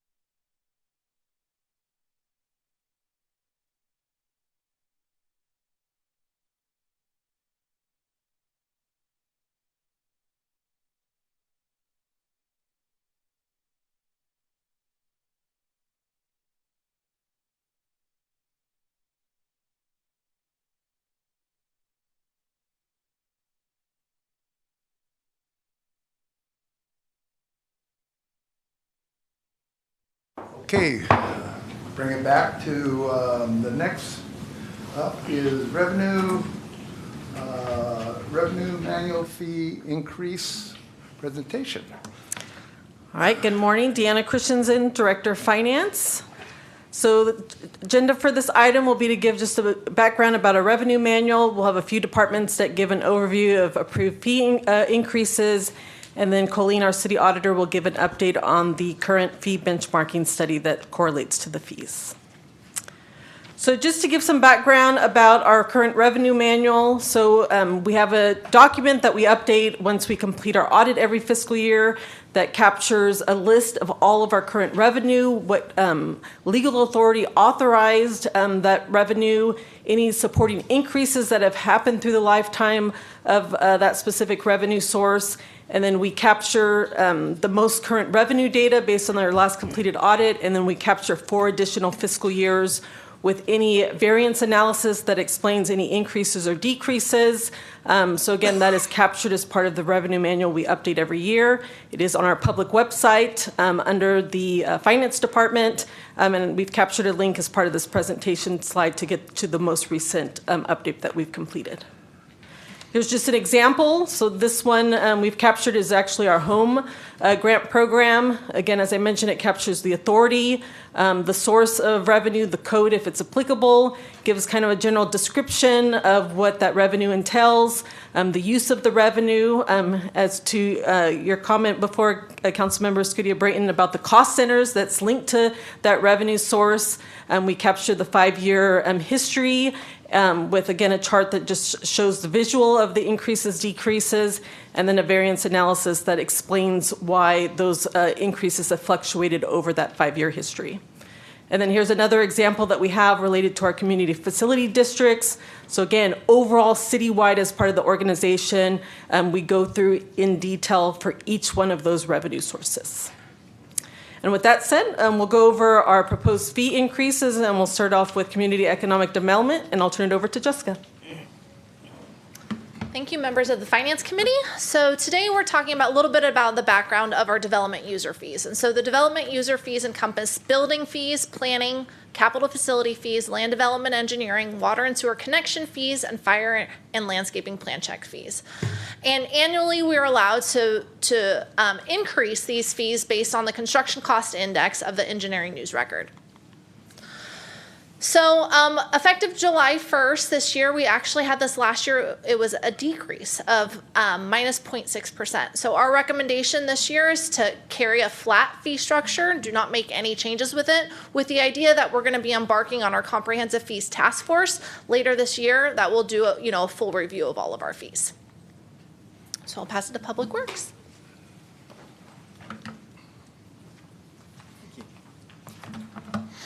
Good morning again. Patrick Crowley, Interim Director for Public Works. So basically we have 2 divisions that have impacts with fees. The airport, as the facility ages and the pavement, we have a governing body of the FAA, the federal government, mandates levels for us.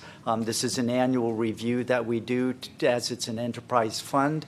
So our intent is not to be a burden on the general fund. So basically we go through our evaluation, we baseline it against the CPI increases, and then average that for some of our adjustment fees, T-hanger, land leases, those kind of things that we have the ability to monitor. So this will increase the enterprise fund by about $17,000 if this is approved. There's a typo, apologize for that. In the documents, there is attachments that will go through in more detail of what these rates will cover. Then the other department or division within the department is our compost. Again, this is a balance to try and make it self-sustaining, so we are, like last night, one of the few cities in the state that has a compost facility that we own and operate. The fees are based on the increases, as we discussed again last night, the tipping fees, which is what we are charged for tonnage, as well as the processing is going up based on cost for employees. And I will turn it over to utilities.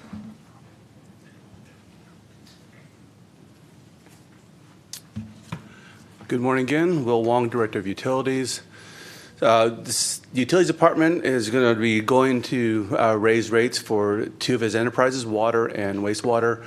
Generally, for both rate increases, they are to cover the cost of service, which includes providing water and wastewater services to protect the public. It funds operations and capital improvement projects for each of the enterprises. It meets the financials policies. City's financial policies are maintain our financial advisor's recommended debt coverage ratio and also helping with our reserves. City of Modesto rate increases are over 5 years, and council did adopt these new water rates in June 2023. So in wastewater, we're looking at 4.5% rate increases, I mentioned previously in my presentation. We've implemented 3 rate increases with the 4th planned for January 1st of 2027. In the wastewater rates, similarly as water rates, again, cost of service, fund operations and capital improvement projects, meeting the city's financial policies and debt coverage ratios, as well as maintaining reserves. Wastewater rates are span over a 5-year period. Still, we did have council adopt new wastewater rates in April of 2022. We are anticipating the 5th and last rate increase this July in 2026, and also as a FYI, we are looking at updating the wastewater rates in this coming year. I'd be happy to answer any questions. I have a question. Anybody else have a question? Go ahead. This is real quick. What do you mean updating the rates? So we are at the end of the 5-year rates that council had adopted in 2022. So we have hired a consultant to relook at our capital improvement program, our operating expenses, and they will be generating new rates that we will present to council for approval. Okay, so we are unsure whether that recommendation from that analysis will make a recommendation for increase or decrease. We'll have to wait and see? Yeah, we'll have to wait and see. Thank you. My question is, MID raise their water rate to us? Yes, the MID does raise their operating fees on an annual basis depending on inflationary cost increases and capital improvement projects that they're planning to do. So it does vary from year to year. And are they planning on raising it this year? Yes, they are raising it. They're planning to raise because they are going to implement a couple of projects to update the filters, the traditional water filters that they do have at the water plant. There is a capital improvement project that will be upgrading those to our benefit. So our 4.5 rate increase for water has to do, some of that has to do with the increase from MID. Right. Yeah, our rate increases cover the cost of treating surface water, operating costs to do that, as well as our capital improvement projects that we do ourselves, as well as operating costs. Okay, thank you. Any questions from council members? Mayor? My question is, we know that the underground pipes and infrastructure that we have, some of it is old and needs to be replaced. And it's massively expensive. They're huge projects, of course, engineering and safety and all the things that are required for those. How are they funded when we need to do these projects? We capture those type of projects in our wastewater master plan, which is the foundational document for our engineer's report and rate study documents. So we do capture those extensive costs, and what we do is we spread them out over those 5 years so that we don't have one big project hit that will sink the fund. So we do spread them out. If you recall, La Loma is an area that we've been heavily trying to update, and there are 7 phases. We just finished the 3rd phase. So there are 4 more phases in La Loma. Those are old steel water mains, but we do plan to strengthen and replace those water lines in our capital plan. So the increases in the rates cover the cost of these projects. Is that correct? That is correct. All right. Which is critical to our responsibility as council members for the city of Modesto. Right. Because water is required for life. So that's really good, I think, to point out that we have to proactively plan to replace these water mains and this infrastructure so that our residents have clean water to drink. Clean, uninterrupted water to drink. Yes, that would be life-sustaining and extremely important. Thank you. You're welcome. Well, how many miles of water mains do we have in the city of Modesto? That we, or not in the city, but that we actually maintain? 'Cause we do have some areas that are outside the city that we maintain. Yeah, we do. I don't know the exact number. I can get back to you, but we do have thousands of miles of water main throughout the city because it is a pressurized system. So we do have pipelines all over the place and almost in every street or an alleyway in order for us to provide water to all our customers. And do you have any idea how many miles are going to have to be replaced in the next couple of years? I can come back with you on those. That'd be interesting for us to know that. Thank you. Any other questions from? We actually had a little bit more of this presentation. Okay, I'm sorry. Go ahead. Oops. All right, so let's talk about fee benchmarking and looking forward a little bit about Can you please fees. talk in, thank you, sorry. please talk into the microphone. Thank you. I'm a lot shorter than Will. Okay, so we are conducting a fee benchmarking study. This is part of our current year, fiscal year audit plan, and the final report will be done by the end of the fiscal year. We started this project in February, and it covers all city departments. So what we're doing is we're taking a look at cost recovery for current city fees. How much are we recovering right now and what the differential is. We're also comparing fees with peer cities. So we're benchmarking against 14 other cities to see what our fee levels are, as well as whether there are any fees that other cities are collecting that Modesto is not. And then we're looking at fee recovery methods themselves to see how they are in alignment with best practices. So where we are right now is everyone has provided their current fee schedules. We've talked to everyone in departments who are involved in setting fees and reviewing fees. And then we initiated that benchmarking survey. So far, we've had about half of the 14 cities respond to that. And then we also sent a memo across city staff so that folks can take a look at their current practices and provide any additional input. So over the course of the next couple of weeks, we're going to review those results from the peer survey and develop our draft observations and recommendations. And we'll get that to the city by the end of next week, by May 1st. And so then we'll get some feedback from staff on our observations and recommendations, finalize that report, and we'll be presenting recommendations to the Finance Committee and the Audit Committee. Any questions?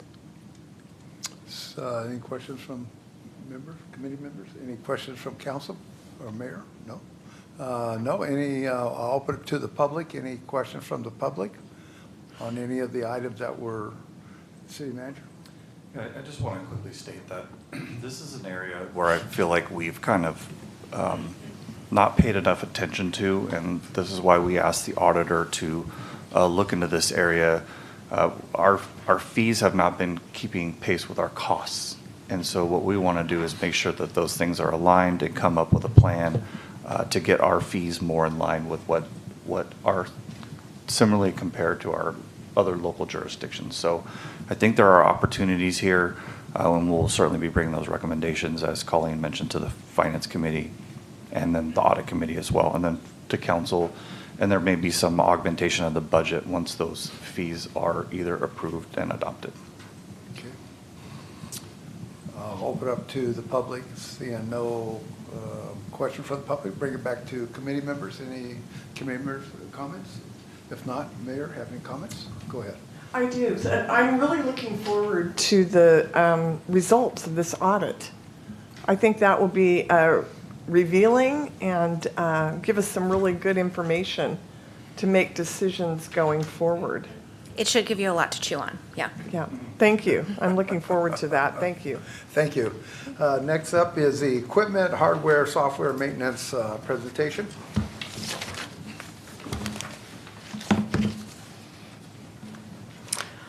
All right, good morning, Deanna Christensen. So this is the annual item that we bring forward to capture the equipment and software maintenance for the anticipated payments that will be paid come the next fiscal year, 26-27. So I will kick it off with the equipment maintenance. So when we initially purchase equipment, again, we comply with all of our procurement requirements to address whether it went out to bid or if we solicited 3 required quotes.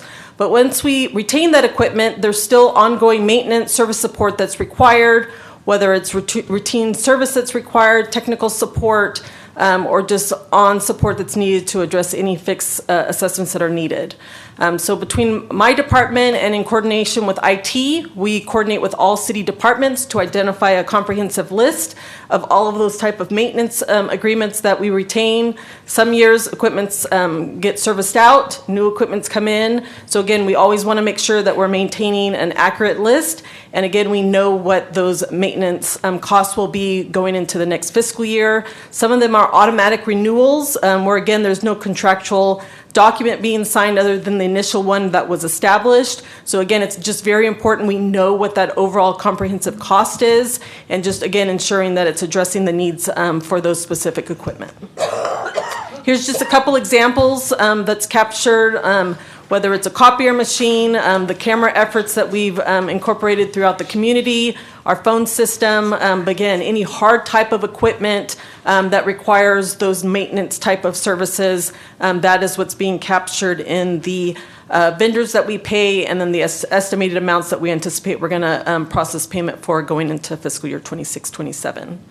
So the first list captures the equipment maintenance for the items that are less than $100,000. So we've captured who the vendor is, what we paid in the current year 25-26, and then what we anticipate we're going to pay going into the next fiscal year. Most of the time, most of them have stayed flat. Some of them have had minor increases. Some have had decreases, and usually that's because, again, either the equipment has been serviced out and it's been replaced with a new piece of equipment where it's being serviced by a different vendor. So I'm just going to skim through this, but again, that's all captured in the PowerPoint presentation that you have. So in total, for the less than $100,000, it's increased by about $20,000, with a total amount for the new fiscal year of about a little over $702,000. And then for the over $100,000, we have 2 main ones, which is American Chiller, which is the company we use to maintain the HVAC for our Center Plaza. And then the MoCal is our copier maintenance that we use across all the city organizations. And again, we've seen a slight increase because, again, a lot of the old copier machines have serviced out, and we've now transitioned over to MoCal to maintain that service. And that has increased by $24,000 for the over $100,000 amounts. So I'm going to turn it over to Damien, and he'll go over the software and hardware maintenance. Good morning. Damian Booker, Chief Information Security got security on my mind. Chief Information Officer. So with the software maintenance, we work closely with all departments to consolidate into one list. And these are agreements that were put in place through city supported by city funding. We're requesting the authorization for the city manager to execute the routine renewal for exhibits A and B. Exhibit A is items that are below 100,000. Exhibit B are items above 100,000. So all costs are going to be included in FY 26-27 budget request. So we're going to go over the items that are over 100,000. If you need to go into details of the other items below, it's going to be in Exhibit A. For software items over 100,000, I want to highlight that the CAD system maintenance It's basically funded by our general funds, but we do a reimbursement from SR 911 in an amount of $258,000. So I want to highlight that. When it comes to the other items below, FirstNet and Inform RMS, they actually replace systems that we had in place. FirstNet is actually AT&T. We had AT&T in place before. FirstNet is an enhanced version of AT&T networking, which is provides services to public safety in a secure fashion. So if the network goes down, phone goes down, fire and PD still has communication capabilities and network capabilities. The RMS is replacing an old RMS system, and we're pretty much at a wash with those items. I know it says 100, but we just essentially identified these are new systems, but the budget is there. As I go to the next slide, we have items highlighting I would say right off the bat, Oracle has to do with our Oracle system being antiquated. We do need to look at a new financial system, but we need that support because it is no longer heavily supported by Oracle itself. As everyone's aware of, Oracle's had a major organizational change, so support is kind of scarce at this point in time. The other proof point is required for ADA compliance. That's one of those things we just have to do. And then the other item, and I want to highlight, is Ring Central. We needed to replace our phone system. It was 25 years old, end-of-life infrastructure. We need to elevate it. We've gone cloud, more stable, more features to come with that, more secure. So looking at overall, we're essentially looking at variance of around $1.3 million. As you go to the next item, Exhibit C, and that's a summary of all costs by funds. As you take a look at the in front of you. So we're looking at essentially a total of $11.7 million overall for over and under $100,000 for all software. All right. Again, if you need to, the funding is budgeted by 26-27 operating budget for information technology funds. Departments also help support that funding, and you can look at any questions or details. You can look at Exhibit A and B. Any questions? Thank you. Any questions from committee members? No, seeing none. How about Mayor? Any questions? Go ahead. Yeah, quick question. Technology just evolves like every minute. Do we track those changes to anticipate the greatest and newest and updates, only because anything, as long as it takes to make decisions and fund new technology, by the time we do that, it could be outdated almost. Yes, the answer is yes. Sorry to cut you off. The answer is yes. Well, we do it with a conservative approach. We don't want to be the guinea pigs of the latest and greatest, so we try to look at historically what works out there, at the same time looking at the demand in the future, hence the roadmaps.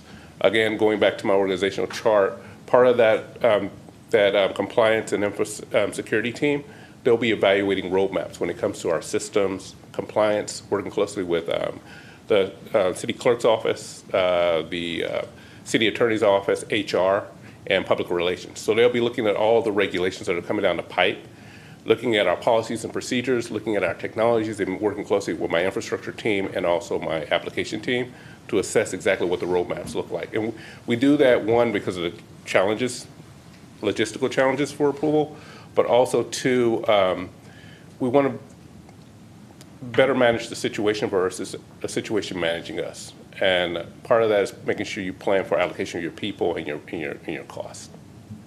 All right, thank you. Thanks. Thank you. Open up to the public. Any public? Seeing no public questions, bring it back to committee members for a final comment. The only comment I have is basically technology does cost.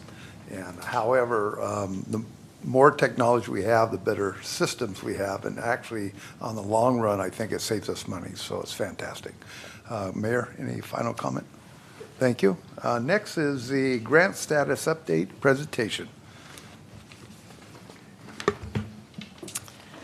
Good morning, Deanna Christensen. So this presentation will capture many of the departments highlighting on grant applications that have been applied for or awarded during the current fiscal year, as well as capturing grant applications that will be anticipated to be applied for going into the next fiscal year. Again, I think it's just very important to highlight the work that the departments do to make every effort to, again, identify other grant revenue sources to help, again, offset some of the city's local funds. And with that said, I'm going to turn it over to CED to go over their department. Okay. So our first slide really goes through the different the awards applications for the last year. And so each year we do receive federal funding through HUD, which we're pending our award this year, of about $1.8 million in CDBG, $800,000 in home, and $155,000 in ESG.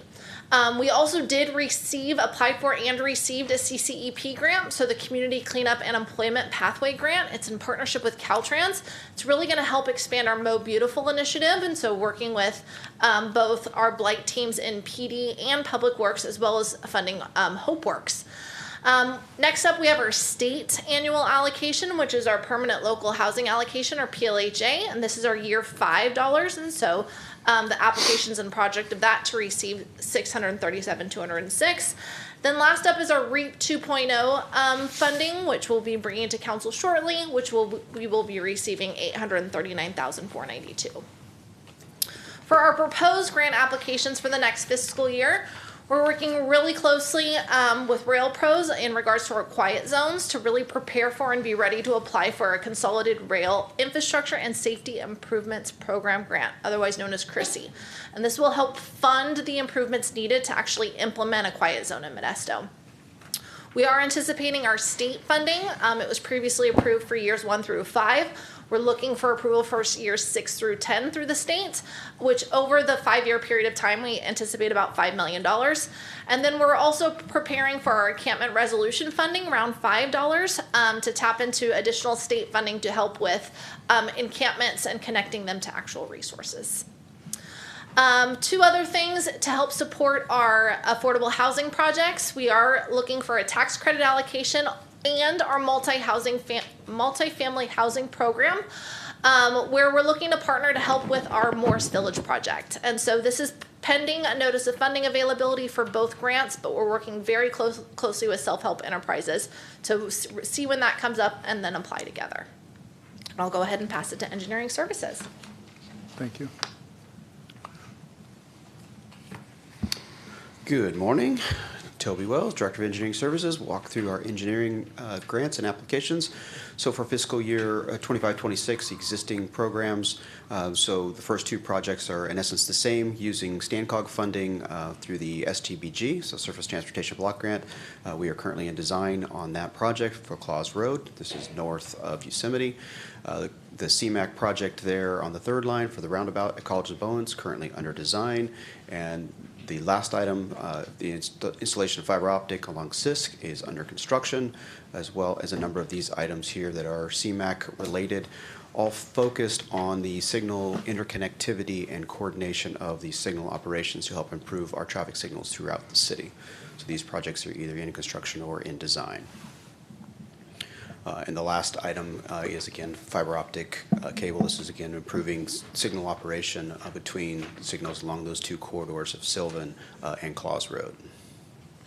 In terms of applications going forward, the current pending for CMAQ and STBG, again, these are funds that come from the federal government through STANCOG. We've applied for several projects and waiting for those applications to be scored. We do expect that to become in the summer to fall of this year for a number of projects. We applied for 8. The next 2 items there, for one for a TRIP Gateway project, look to apply for a grant that opens this in the next couple weeks, as well as the State Parks grant that opens a little later in the fall. And last but not least, as council may recall, the approval of the SS4A program that was just at the last council meeting. The application for grants is now open and closes in May. So we'll be applying for projects in the high priority list from the SS4A application process. With that, I'll turn it over to Fire.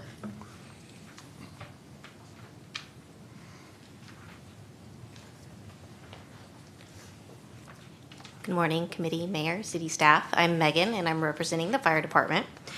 So, the fire department makes a concerted effort to pursue alternative funding through grants, and so here's an overview of the grants we pursued last year. So we did apply to the AFG grant. This is a grant through FEMA, and we sought out funding to send paramedics or employees to paramedic school, and then purchase ALS equipment for Fire Station 12 in Salida.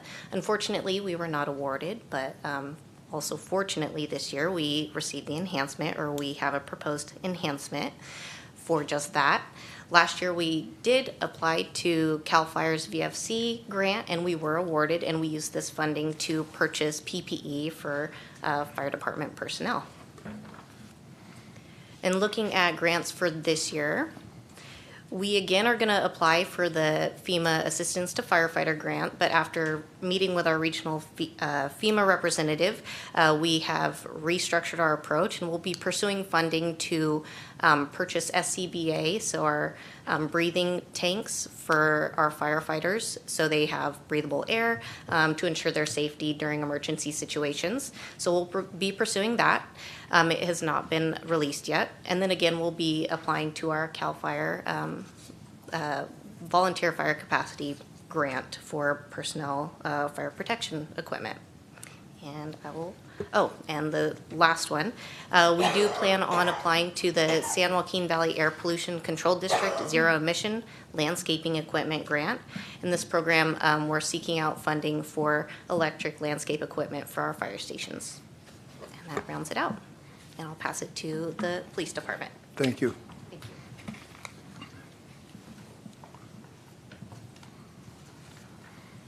you. Good morning, Chief. All right, good morning. For grants, just like everybody else, we like money from the state and the feds as much as we can to keep public safety going in Modesto. And so applications that we have applied to and or were awarded in this current fiscal year, Ramus Foundation's annual grant that private grant that we apply for. We have applied, and for this one, we applied for night vision goggles for our SWAT team. They often do a lot of operations in the middle of the night, and those are very expensive pieces of equipment, so we've applied. Don't know if we're awarded yet, but we have applied for that. Our party patrol grant and our alcohol beverage control grant, those are two grants that we apply for and usually awarded every year. And that helps us really target underage drinking and alcohol via parties, as the first one talks about, or we do shoulder tap operations, decoy operations to try to stop retailers from selling to underage individuals. Our CalVIP cohort grant, we currently have a CalVIP grant, and that was cohort 4. We've now applied for cohort 5, and that's to really reduce violence throughout the community. We specifically focused on the southwest area of town in the last cohort, and as you may remember, Sean Dodge, our school engagement officer, was part of that with a lot of the activities he's doing with youth, and so we have applied for that, but have not heard back on that yet. Our OTS grants are also annual grants that we apply for, are typically awarded. The first one, oftentimes a very small, much smaller grant, only $36,000.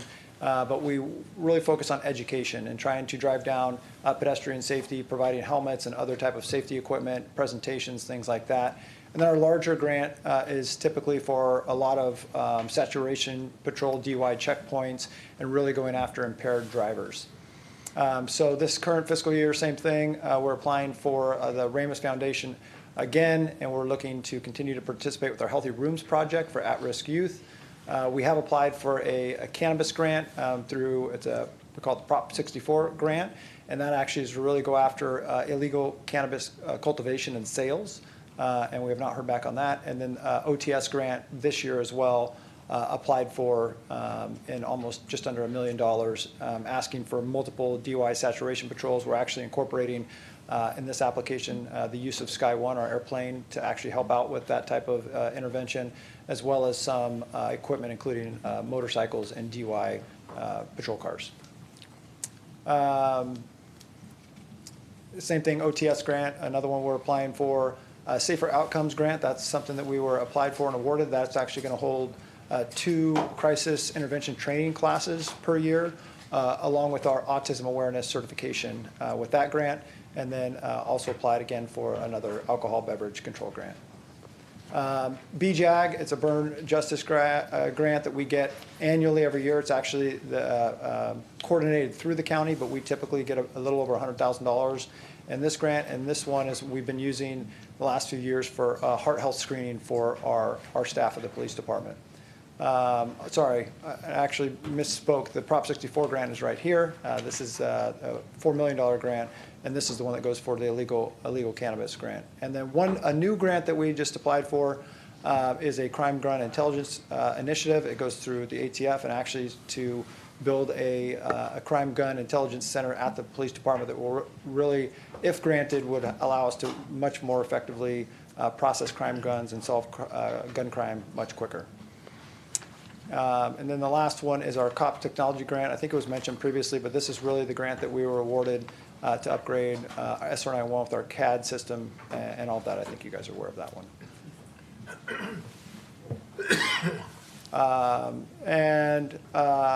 And then going on to the next fiscal year, same thing, OTS grants. We're going to continue to apply for those, the BJAG grant, RAMUS again, Party Patrol, so all the same grants that we're continuing to apply for. And then we do have a wellness grant coming up that we plan on, we applied for and are pending status on that. Great, thank you. With that, I'll turn over to Public Works. Public Works. Good morning, Patrick Crowley again. So we have a total of 8 current grants, 3 in the airport, 5 for our integrated waste. These are the 3 for the airport for some lighting control systems out at the airport for the aviation purposes. By requirements for the FAA, we have to upgrade our pavement management system. So we're going through that with our consultants as well as our ALP, which is our layout plan, so that we can address some of the future build-outs for the airport. These are matching funds, 90-10, so the FAA share is just shy of $900,000. Then we have 5 that are in our integrated waste, used oil, composting.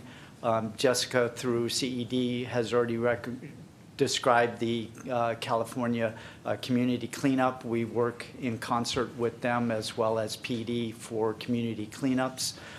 We have a tire amnesty program for recycling tires, and then we have a Cal Recycle for another recycling program. Those are all in progress and moving forward. Then for next year, we're proposing 5 in our integrated waste. Basically, these are repeats for the used oil, the tire amnesties. We're also looking at having a household recycling for hazardous waste as well as recycled containers for reductions. And then for that, I'll turn it over to utilities. Thank you. Mr. Wong? Good morning again. Welcome, Councilman Ricky. Utilities grants that we have applied for and or awarded span between the state board, State Water Board, FEMA, and the EPA. The first grant is a FEMA grant to look at to reduce flood control off the Tuolumne River. The next 3 grants have to do with the state board, and in partnership with the county, we're looking to convert these county islands from their septic tanks to sewer. Effectively, it's about $40 million of grants that we can potentially get. The first grant here on this page is for the community of Grayson to update their water system in the community of Grayson. We do have a safer water grant as well as septic to sewer funding from the state for Stanislaus School that we are expected to get within this fiscal year. And then we do have an EPA grant, also $1.75 million allocated for the tank and well replacement in the community of Grayson. Proposed grants, we're looking at 3 in the upcoming year. The first one is a Water Smart grant to see if we can get some funding for an advanced metering infrastructure project that we want to kick off. We also have a Jennings tertiary filtration membrane replacement project we're looking to fund, as well as a small storage program for stormwater management. Now I'll pass it back to Deanna. So the last slide just captures in regards to the upcoming fiscal year 26-27.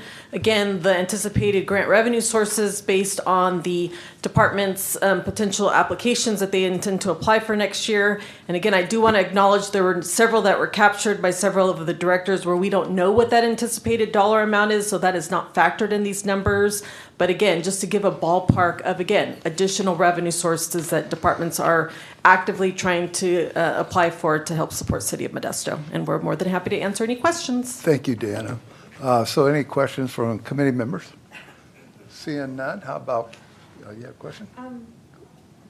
No, it's more of a comment and a slight question, so I'll wait. Okay. Council members, Chris, Ricky, welcome. Thanks for having me, Chair. I just had a question for the chief real quick on grants. One of the things we've been talking about for a while is radios that are encrypted. And I was just wondering if we've explored grants for that need. We see the damage it does in terms of disinformation on social media. But now we're also seeing that those unencrypted transmissions are being intercepted by the federal government. I believe that's how they found the guy in Patterson, is by scanning the radio with AI and then checking it on the database. Yeah. And so like we are risking our residents' safety every day because we don't have encrypted radios. I'm just hopeful that, I don't know what like plan we have in terms of either getting a grant or budgeting for this issue. No, thanks for asking that question, and I agree. I think there's a lot of personal information that goes out over the radios when we're running people and names, dates of birth, driver's license, all that type of stuff. And so it's important. There is a California mandate that all agencies encrypt their radios. There's no really deadline as long as you have some type of plan that you ultimately want to encrypt. So that's something that we've been talking about, all the law enforcement agencies in the county for the last few years. One thing that we haven't put on here because we haven't got yet. So, and I think we applied either last year or the year before, but there is potentially about $1 million that we would be getting. I think we're still waiting to hear final on from Adam Gray's office on, I think that's who it was, for encryption of radios. And so we are continuing to look for money because it's really expensive to do it, but it is a priority for us. And so we are trying to leverage as much money as we can because we're going to have to upgrade our radios to the most current encryption status along with dispatch. So it is a priority and we are looking for money. It's what, about $5 million all in or something? I think all in, we estimate somewhere around in that neighborhood is what it's going to cost to fully transition over. Thank you, Chief. Any other questions from Mayor? Go ahead. Yes, in regards to that is one of our legislative priorities, was requesting money for encryption. Councilmember Ricky, that was one of our legislative priorities, was to send letters and ask for funding from, and our legislative director, Sonia, could probably address, I off the top of my head, cannot recall if we requested that from we did. The federal government and, well, yes, of course, if it's Adam, Congressman. Yes, we did, and I believe we've been awarded one of them. I can't remember. Yeah, maybe Sonia could address that. I believe Sonia could probably come up here, but I believe we actually asked for $5 million, and I think we were earmarked or potentially getting $1 million. I wish I had it on the top of my head, but I cannot recall exactly what the status is of that request. Yes, we did last year propose MPD radio communications and encryption services from our state and federal representatives. And we did, on the federal side, receive the federal appropriation for a little over $1 million for radio encryption, which MPD is in the process of completing the application to access those funds. Thank you. Thank you. Any other questions from council members or committee members? If not, open to the public. Any public questions? I see no public, so I'll bring it back to the committee. Final comments from committees? Yes, thank you. I would encourage the the city and definitely the directors to consider the incentives and rebates afforded by the Valley Air Board. I know that the fire department took advantage of their incentives for replacing equipment, landscaping equipment, but as the large city representative on the Air Board, I'm quite aware that we disseminate over $700 million in incentives and grants to the Central Valley, and there are a multitude of grants and incentives available specifically for public agencies. I would encourage the police department, if they haven't already, to look into the incentives that they have for fleet replacements, heavy equipment vehicles. There's quite a bit of funding support for that. Also, we have what's called a charge-up program, and this program provides quite a bit of funding support for public agencies that might want to install EV chargers and help build up that infrastructure for the respective municipalities. So again, that is an area that has been untapped fully by our city, and I would encourage us to pursue that further. It was noted right now, and I actually was going to bring it up even before it was mentioned. If we have a section on our efforts to access earmarking funding from our federal and state representatives, if we don't have that on the agenda, I would encourage us to make that available at some point. That's it. Thank you. Thank you. Seeing no other comments, we'll move on to deferred maintenance and special presentation. Patrick? Good morning. We'll tag team this one. This is our update on our deferred maintenance program, working in concert with the Budget Office and Public Works. So currently, we're at just under $138 million in deferred maintenance on vertical construction. This is only buildings, not anything that's below ground. This spans all of the systems that support it, electrical, HVAC, plumbing, et cetera. And then, so this presentation does not include John Thurman Field or Center Plaza. We excluded those from this report. There are enterprise funds like wastewater and water that I've also set aside some of their money to address some of the deferred maintenance. And then we still have the $1 million from our Measure H that we plan on expending during this remaining of this calendar year. So this is just a breakdown by either the system type or by the fund. So it just gives you a total of where the deferred maintenance resides within the vertical elements of the city. We used an outside agency. Gordian is now the owner of VFA. It's a methodology and software that predominantly is capital programming and planning. We use it for our condition assessments. There are 16 categories, and this gives us an ultimate FCI similar to the pavement condition index. It's reversed, but it gives you a numerical order magnitude for what our condition is. We re-evaluated the strategies and the requirements for how we address what's specific to the city of Modesto, and then we added a number 17 that's specific to us for our strategic plan element that fine-tunes the numbers and the requirements to the city of Modesto. Then this is the prioritization. The left side was out-of-the-box software. We had a tag team reevaluate it and again modified it and fine-tuned it specifically for the city of Modesto. And so two of the major changes are highlighted in both columns that we had adjusted those rating scales for us. As I said, FCI is similar to PCI. It's just reversed for us. 0 is a brand new building. 100 is basically tear it down and start over. And this just gives you a kind of a high level view of what those numbers mean from a snapshot view. then I'll turn it over to Steve. Thank you, Patrick.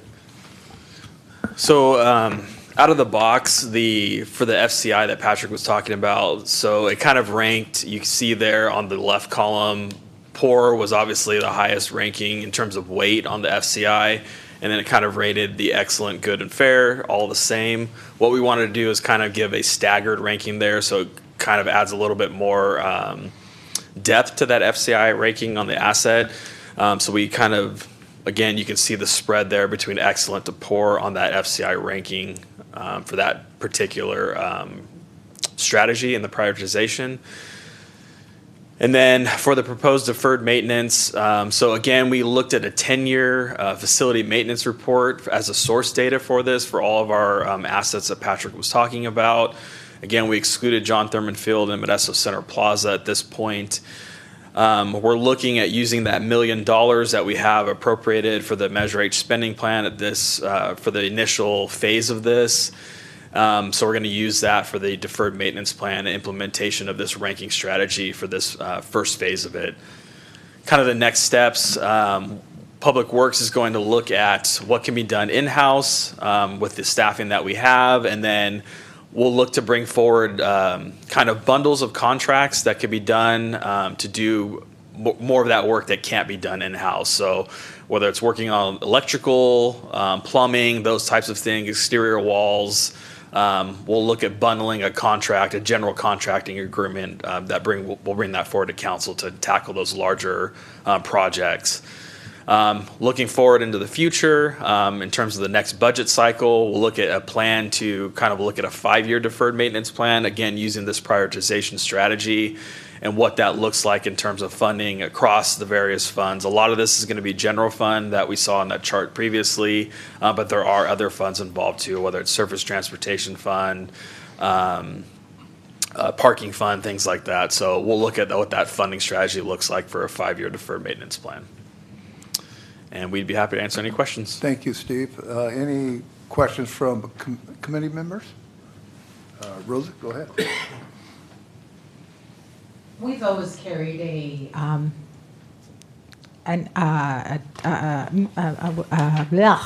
deferred maintenance balance.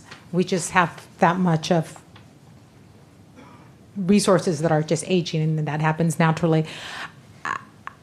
Historically, has our deferred maintenance balance gone down, stayed steady, increased?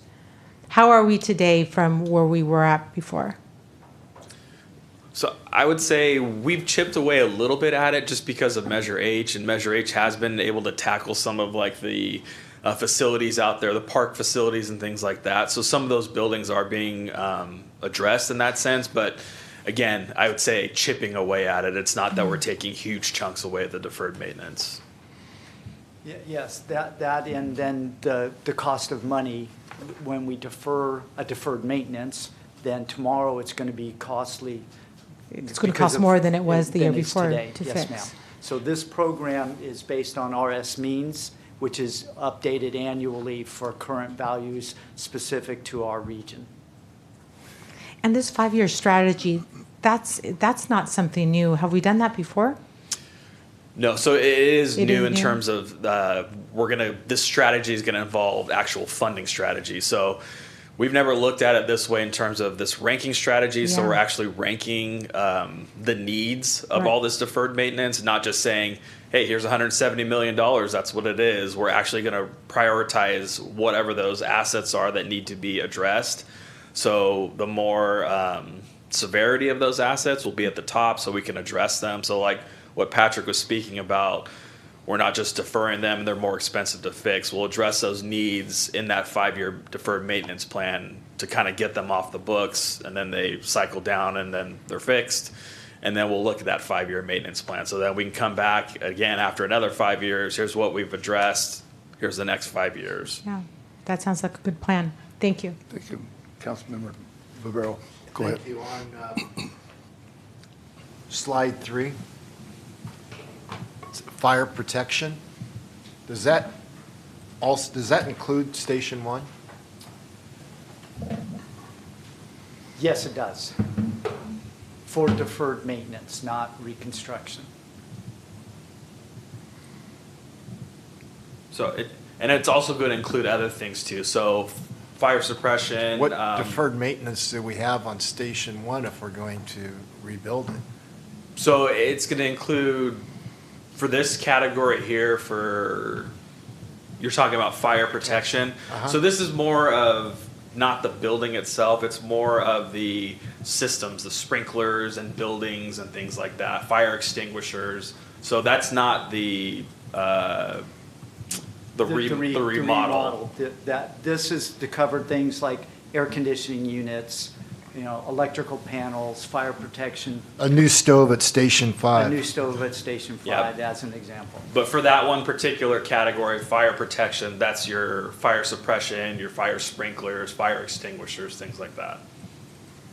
Well, I shouldn't say a new stove, it would be a repaired stove. Yeah. But that's what that category is attaching or addressing there in fire protection. Thank you. Okay, any questions from council members? Yeah, Jeremiah, go ahead. Thank you. Thank you. On the deferred maintenance, and it was already brought up, what percentage are you tacking onto the deferred maintenance for the future based on additional material costs and products? Is there a certain percentage that you're putting on that each time? No, as a global statement, is this software that the city has participated in, it's based on RS means, which is a universal programming that calculates costs in the construction industry. So that is annually updated. So it's, since we're in the cloud version, that gets updated. And then when we run the reports, that current value is adjusted by the software. So that includes all sorts of things, labor, cost of materials. Back in the day China had a big growth. You couldn't buy drywall to save your soul. It went through the roof. It calculates all of that for us and gives us an aggregate number of today. So, and each individual element has a different percentage increase. So go ahead. And I was going to say, to your point, when we start building out that 5-year plan for when we bring it forward for next year in the 27-28 budget, when we look at those additional or subsequent years after year one, we'll be looking at what percentage growth we include in that plan. Perfect. So that way you can project that later. So if it's 10%, 8%, this way we know. Correct. So we have some type of inflation built out for those future years. Because there probably has been some already from the question that was asked earlier by Councilwoman Scudia Brayton. And so I was wondering what that percentage was, more so than what was not done or done. How much more was it on the additional expense? But thank you. Right. Councilman Ricky, you have a question? Yeah, thanks. I do like the fact that you guys are starting to rank the needs in terms of the maintenance.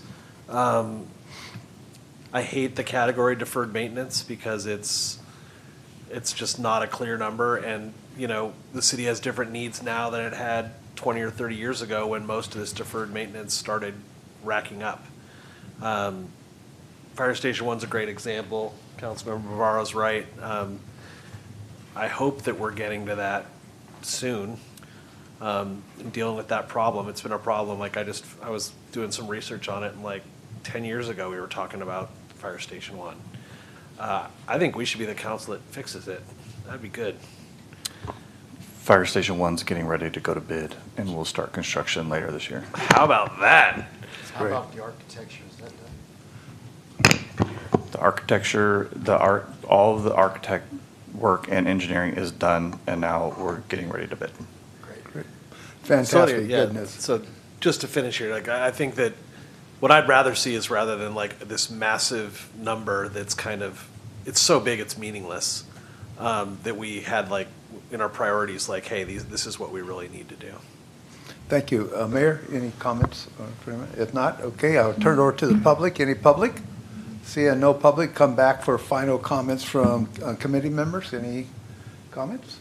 Seeing none, council members, Mayor, go ahead. You got a comment? Okay.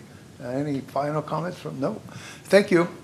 So moving on, our next is transit Chair. occupancy.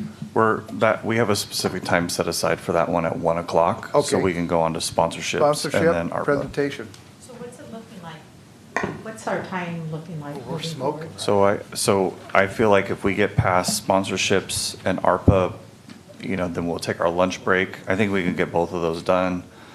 Come back at 1 o'clock to do the TOT presentation, and then I think we can do the final deliberations and probably be done by today. Wow, excellent. Take tomorrow off. Okay.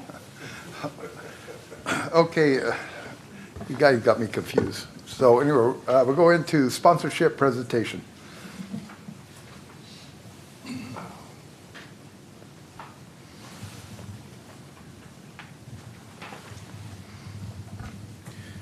Good morning. Jeremy Rogers, Parks, Recreation, and Neighborhoods Director, and I'm here to inform you about the city's co-sponsorship program. So we'll go through the administrative directive, and then I will highlight what was approved last year as co-sponsors, and then some of the new things we have coming down the pike. Administrative Directive 3.7. It was adopted in January of 2022, and this provides in-kind and direct monetary contributions to organizations that implement special events within our city. The city gives in-kind support, for example, waive rental fees, and also allows city resources and staffing to be used to support those events. And of course, monetary contributions as financial assistance paid directly to that organization to offset their costs. Okay? The way the process works is that we'll receive requests, we'll review them, and then we will, here I am presenting new and current co-sponsorship recommendations to the Finance Committee for further review as part of this budget process that we're going through now. So currently, as I presented last budget, there are 20 approved events, and these are events that the city has supported for numerous years and has been a strong partner in. Throughout the year, we found that there were some other departments that were supporting events, and so what we did, as you can see at the bottom of this list, we added those the other departments were supporting and combined it into this master list. So now Parks, Recreation, Neighborhood is the master hub for these special events. We also added a handful of events that the city has long supported but weren't on that list that I presented last year. I'll be happy to answer any questions you might have. Thank you. Any questions? Councilmember Barbero. On Cinco de Mayo parade? Yes. What in-kind services do you provide for $30,000? Is that public safety? Yes, most of that is public safety, road closures, barricades, things like that. Okay. Any other, Councilmember Rosa? As you articulated earlier, you incorporated a somewhat new model or process for the public to access this funding, apply for the funding. And how has that been working? And you've been very, I know firsthand that you've been very flexible in explaining the process to those that needed clarification or just it was new to them. So how has it been working? Has accessing funding been clear to the community? Are people applying in greater numbers now or less? Or can you talk about that process?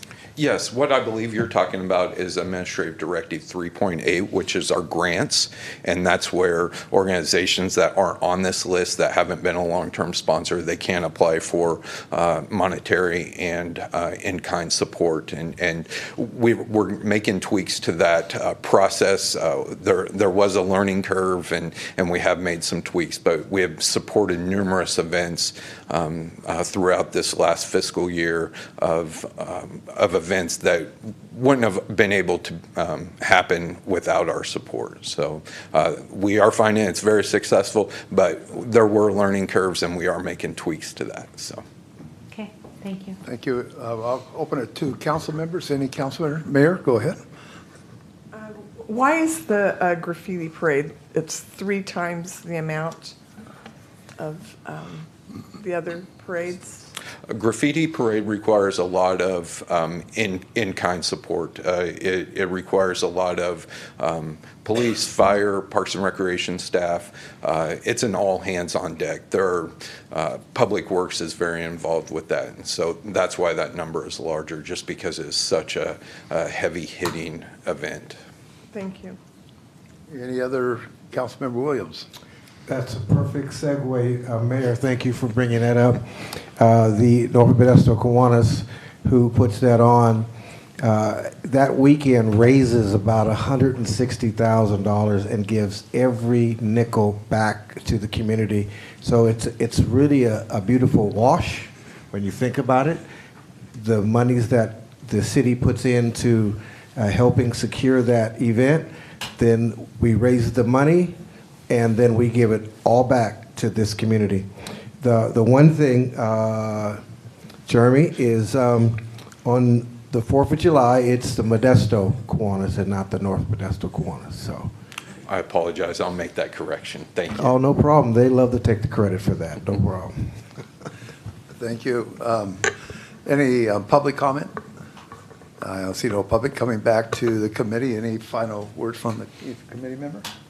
I think my only comment would be that the graffiti, not only does the money it raise for the nonprofits, but it's also our vendors, our hotels, our other businesses here in town do benefit, which increase tax revenue that comes back into the city. So it's a great event. Any comment from council members? One more. So we give back to 22 nonprofit organizations throughout the community, throughout Modesto, in Modesto, not Stanislaus County, but in Modesto, 22 nonprofit organizations. The city of Modesto? In the city of Modesto. Yeah, are you talking about the city of Modesto or the Kiwanis Club? I think you need to differentiate who you're referring to. I said in the city of Modesto, we give But when you say 22 who are you?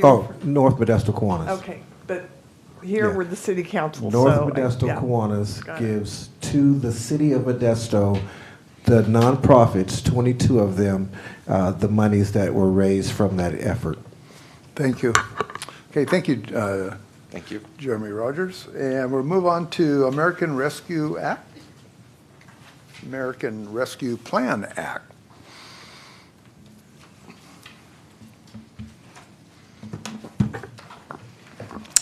Good morning, Deanna Christensen. So we're here to provide an update on the ARPA funding.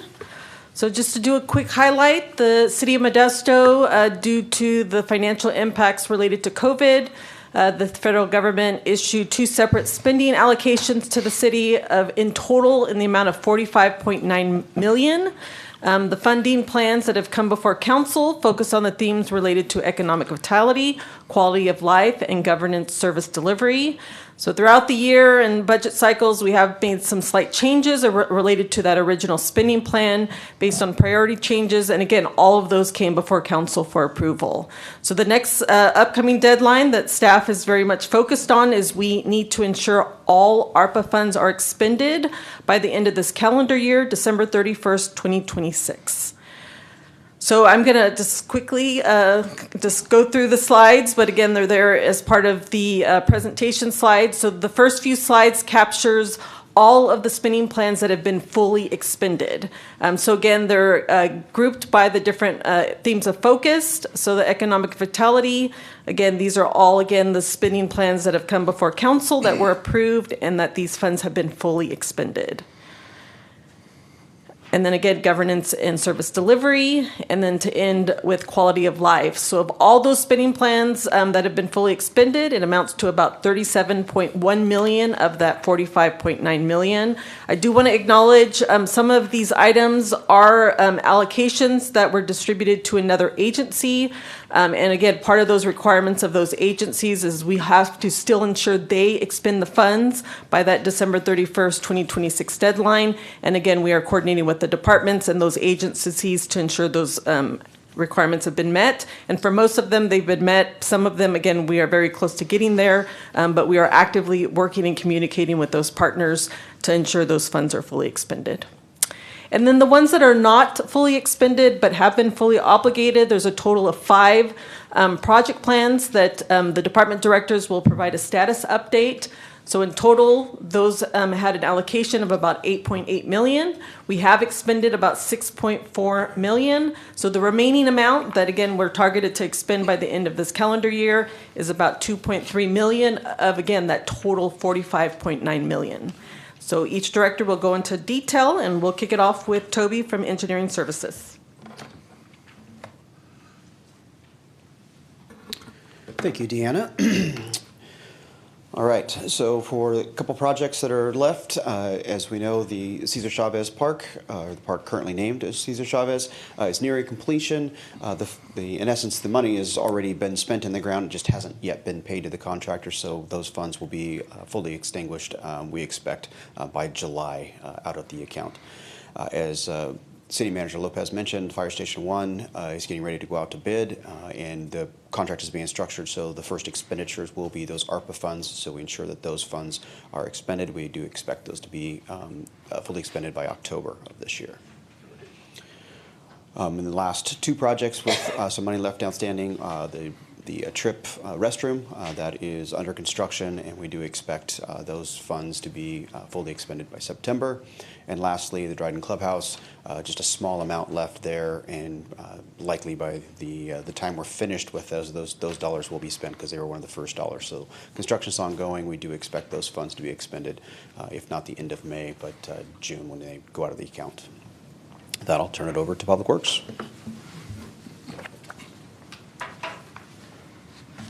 Okay, so Public Works has one element. It's multifamily bulky pickup items. Originally, it was $180,000 for the budget. We've expended just short of $164,000. The remaining is just over $16,000, but of that remaining, there's in progress about $9,000 in invoicing that is being processed now.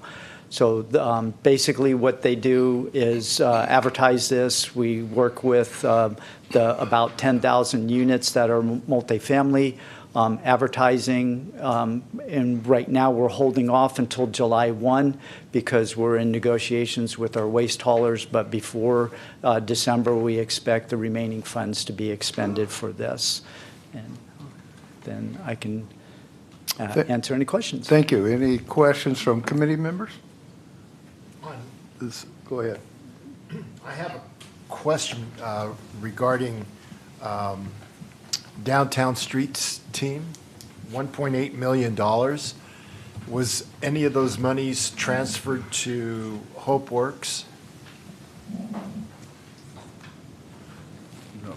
I'll let Jessica answer, but I don't think so. I think we fully expended that money for downtown streets team in the early years. And then we started paying for them through different funding sources after. Yeah, okay. Yeah. Any questions from, go ahead, Rhoda. It's expected that we're going to fully exhaust all the allocated ARPA funding. But if something were to come up that wasn't the case, it is too late to reallocate them to anything else, right? We basically would lose that funding. No, we wouldn't lose the funding. What we would do is come up with an innovative solution where we can bring forward projects that have already been committed by December 31st of 2025 And let's say if they were committed with Measure H funding or other funding sources that don't have a deadline, we would in essence, we'd still come before council to get approval, but we would request to, in essence, request approval to use that different funding source that still meets the requirements of ARPA. So that's why, again, we're meeting very closely on a monthly basis with the directors for the remaining projects. And if we do run into a problem or an issue, we will be immediately coming to council to alternate those alternatives. Yeah, that's wonderful. Great, thank you. Creative spending. Thank you. Any council member have any comments? Seeing none? Oh, One of the comments was, was any of that money, did it go to TRIP, the river? It did. Is it on here? Maybe I didn't see it. Yeah, I believe it was the trip master plan. Is that correct? Trip master plan was one, and then the trip restroom was the other one that I highlighted. And it's on this? Correct. Okay. Slide 11. yeah. Yeah, I'm looking at, okay. Okay, open to the public. Any questions or from the public? Seeing none, bringing it back for final comments. Can I make a comment? Yes, go ahead. I just want to express my appreciation to Deanna, her team, and all the department heads to expend all this money. We committed to you all that we were going to get this money out the door, and I'm proud of our team for coming up with creative ideas that really truly benefited our community and made a tremendous impact in a multitude of areas. So truly a team effort to get this money out the door and into our community. So I just want to express my appreciation and gratitude to the staff. Thank you. Okay, follow-up and committee recommendations. Do we want to do that now or wait till after lunch? So we have some of them ready. We can knock out, but we need a few more minutes to do that. So either we could take a quick break while we wrap that up. We can go to lunch. So I anticipate the TOT presentation being about an hour. We have to be out of the chambers by 3. So that would give us an hour to do follow-ups, any further conversations on any of the amendments or any of the budget stuff. I think we can probably do it absent any like massive changes anybody's going to recommend, which I haven't heard here today. And so I think it's kind of up to you. So we could do the follow-up and committee recommendations after 1. It'd probably be about 2 o'clock Right, would be my after- guess. Okay, so we'll go ahead and adjourn now. We can go to Before lunch, yeah. Sure. Let's go. So we'll adjourn now, and we'll be back at 1 o'clock. Thank you.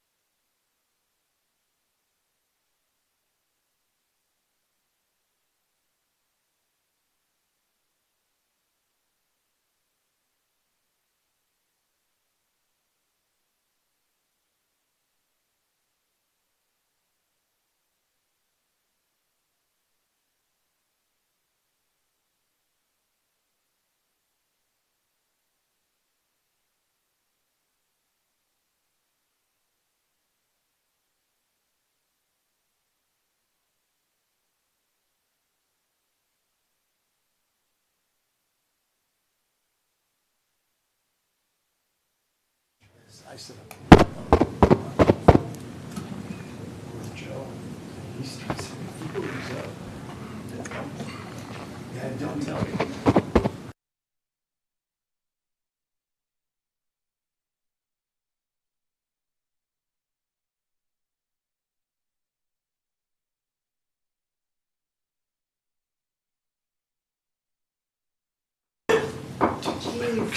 It's shot. Be 1 o'clock when you resume our finance committee meeting. So next up is the transportation occupancy tax polling. I've always wanted to do that. Yeah, you did it. You did it. Hi, Deanna. All right, good afternoon. Deanna Christensen, Director of Finance. So I will be doing this presentation jointly with two of our consultants that are online through Zoom from True Research as well as from Team Civics. But I will kick it off with just providing some information related to the TOT. So to start off with the background, just to explain what the TOT is, and also part of this presentation, we also are incorporating in the discussion the Modesto Tourism Marketing District fee, because again, both of these tax and fees are incorporated in ultimately what a customer pays when they go to a hotel here in Modesto and tack on these additional fees that support activities for Modesto. So the first one is the TOT, which is a general tax charged to guests that stay here in Modesto hotels, as well as any short-term rentals that are located in Modesto that meet the required zoning requirements, as well as the guest must stay less than 27 days within that hotel stay. The second one is the Modesto Tourism Marketing District fee. This is a benefit assessment tax that was established in coordination with Visit Modesto, which is a revenue source to help with the fund of marketing, sales promotions, to again increase the efforts with lodging activity here in Modesto.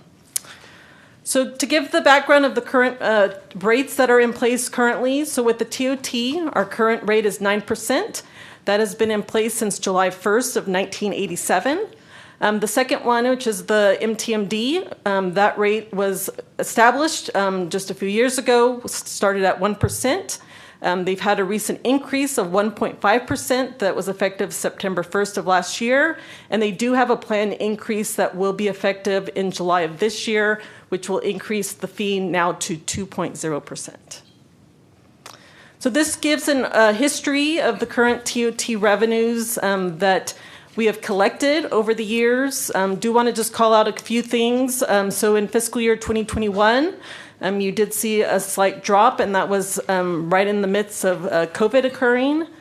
In 21-22, we did have a huge spike. And again, we were one of the very few cities that even with the COVID impacts, we were still seeing a slight increase in TOT hotel stay activity.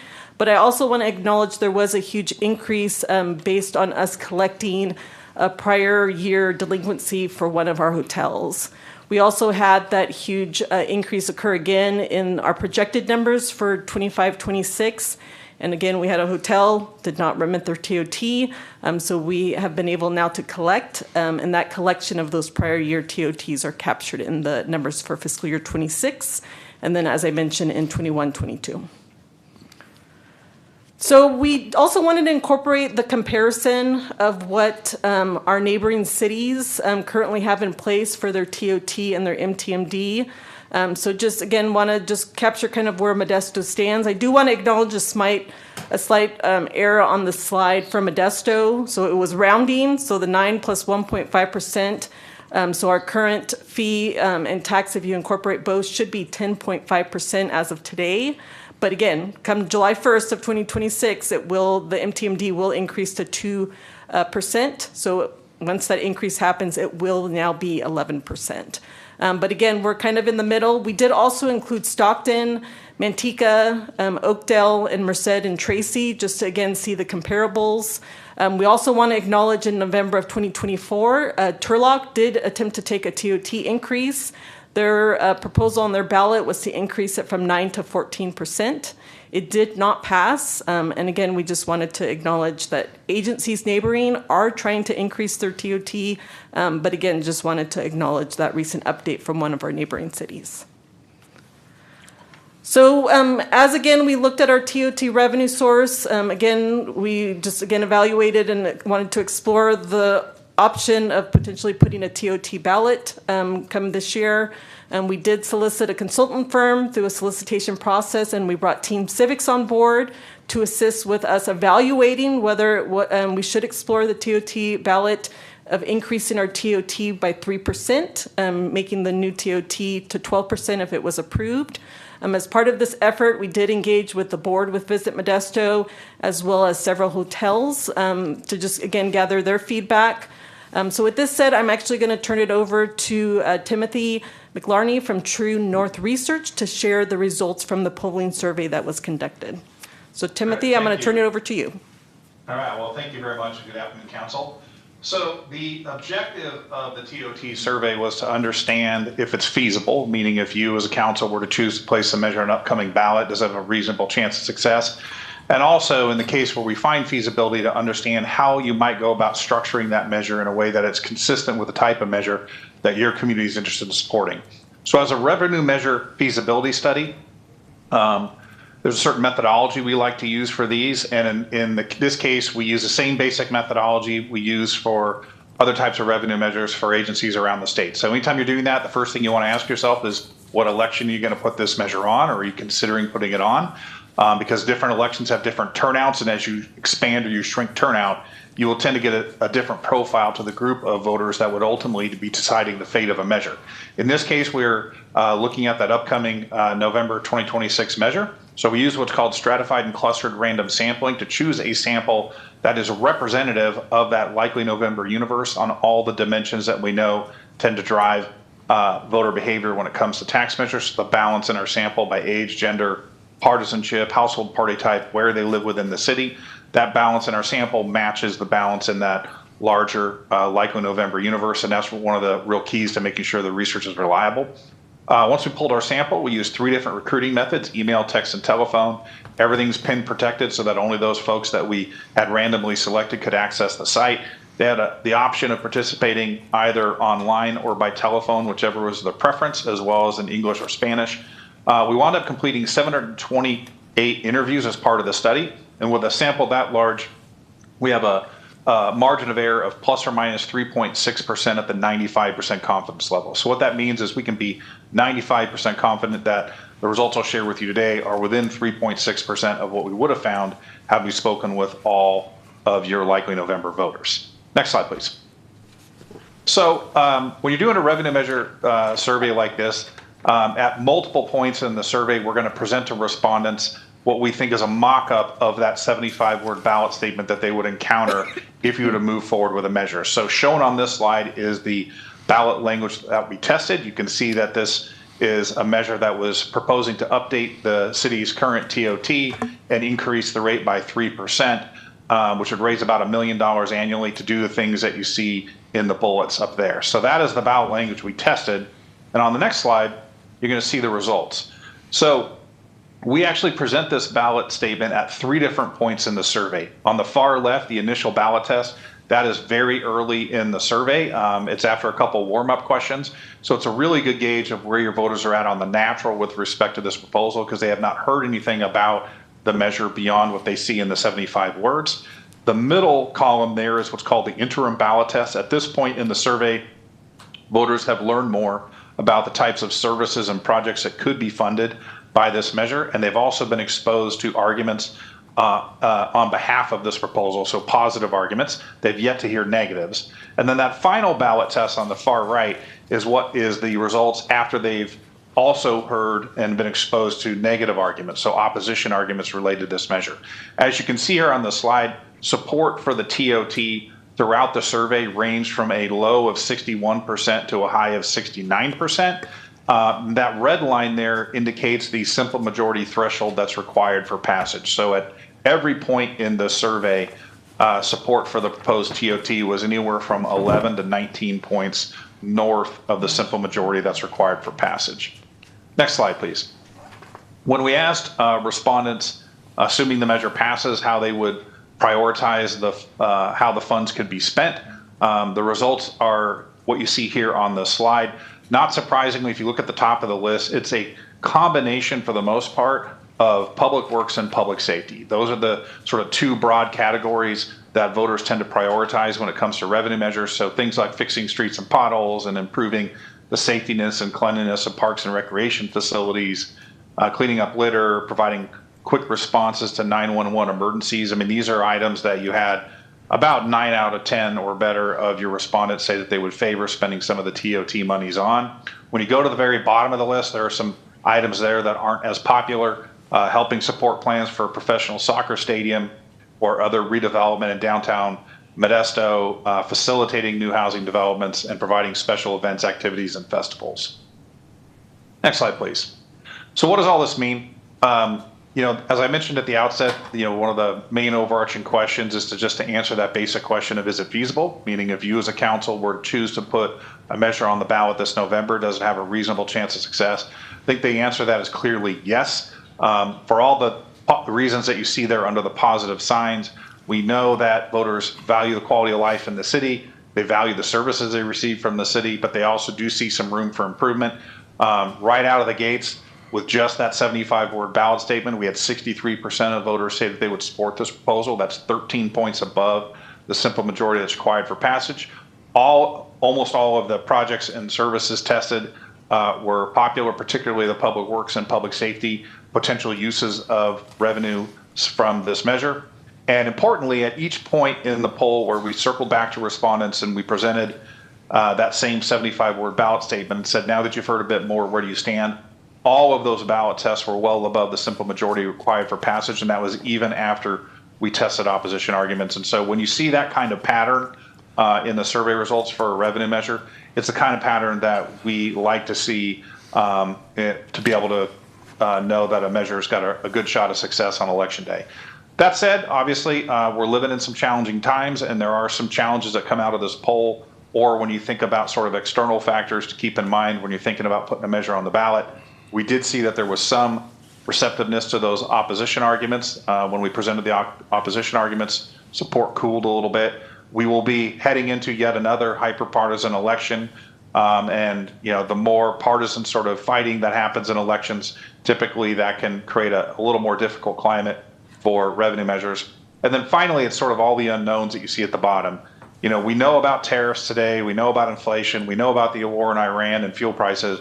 What we don't know is what the next 6 months holds.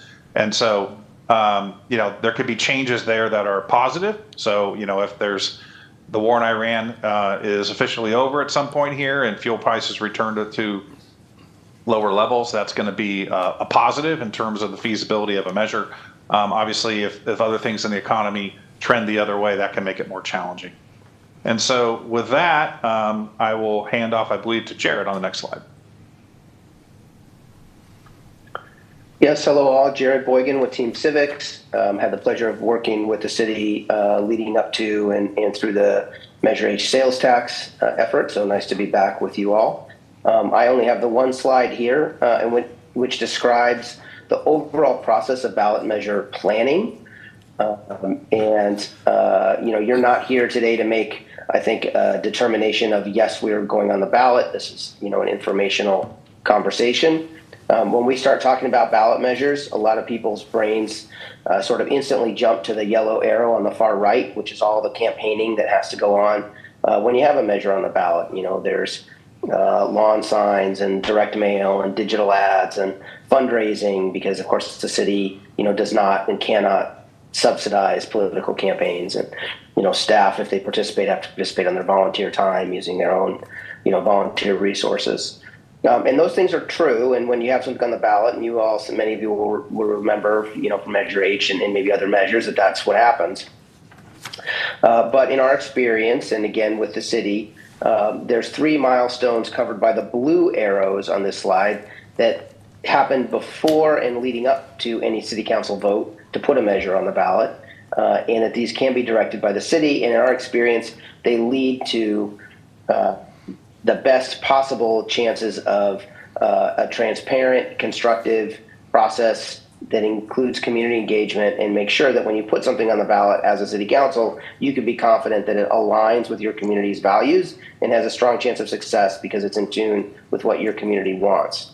So that first blue arrow is testing the viability of a measure. That's what Dr. Tim McClarney is presenting for us today. We do have in our, in front of us a viable measure, although it's certainly very interesting to note that there are certain things that people would like to see the proceeds used for, primarily, streets and roads and clean, safe, neighborhoods, public safety kinds of elements, and then some of the other elements that are often related to TOTs in other communities, like economic development or certain kinds of specific projects, they don't pull as well here in terms of the kinds of things people would want to see their money used for.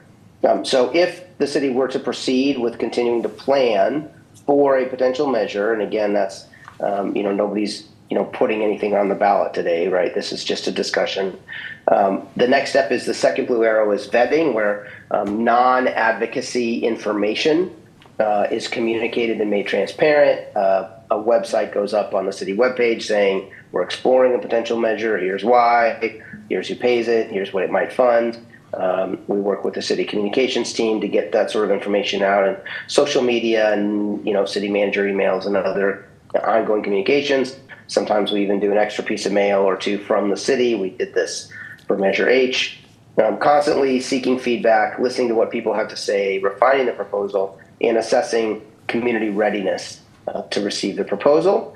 And then finally, the third blue arrow is the city attorney's office would create a ballot resolution and ordinance, and we would finalize the ballot language and all the materials that go with that, leading into a ballot argument kind of a process.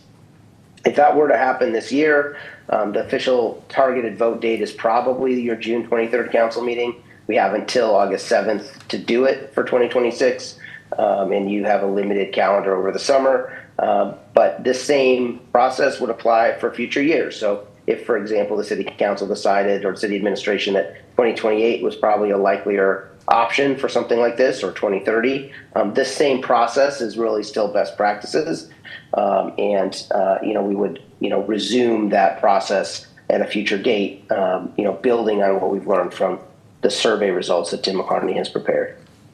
So that's the end of my slide, Deanna or Joe. And, I know Dr. McCartney and I are happy to take any questions. Thank you for the report. Any questions from committee members? Go ahead. Go ahead, Nick. I didn't see it in your report, but did you have an estimate of how much would be revenues would be raised? I'll answer it. Huh? It's about Would need to be raised. I guess. You mean how much would the increase Yes. Right. come to the general fund? It's about $1 million to $1.2 million 1.2 million at the top end. at the top end. And this is, the TOT tax would be for people coming to Modesto that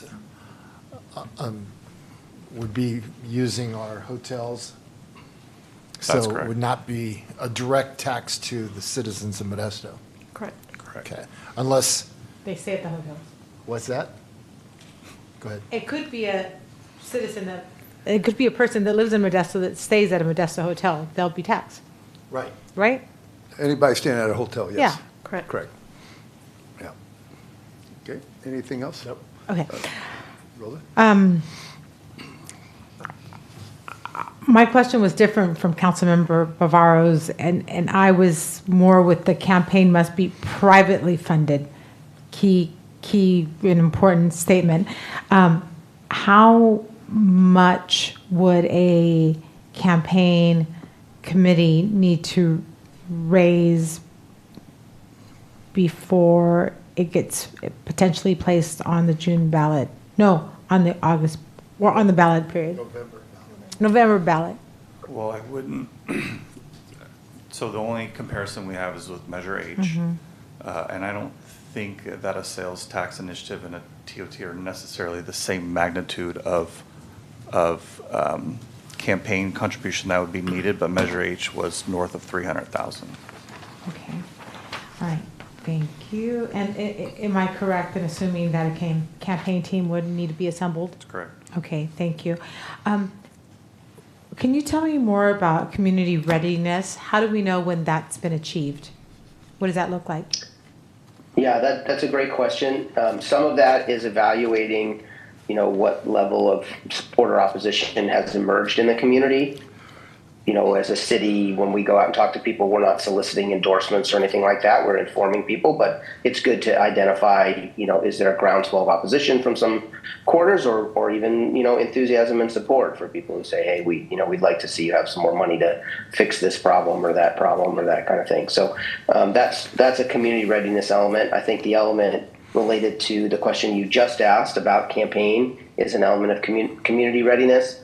I agree with the city manager that it's a much different exercise typically with the TOT measure than with the sales tax, because most residents, once they understand what transient occupancy tax means, which many of us don't intuitively know what that means, but once we've explained to them that it's a hotel, motel, overnight lodging tax, which in most cases is paid by out-of-town visitors and not residents. These tend not to be so controversial as sales tax measures, not so hard to pass. And in most of our experience with these, the campaign committees are much less robust than the sales tax campaign committees. So but that would be another element of community readiness that would be assessed. Okay, thank you. My other question has to do with slide 12, projects and services priorities. The three that stand out to me, and I want to see if it is your opinion that they are related, and if they are related, why the divergency in the three. One, address homelessness, that polled at 80% plus.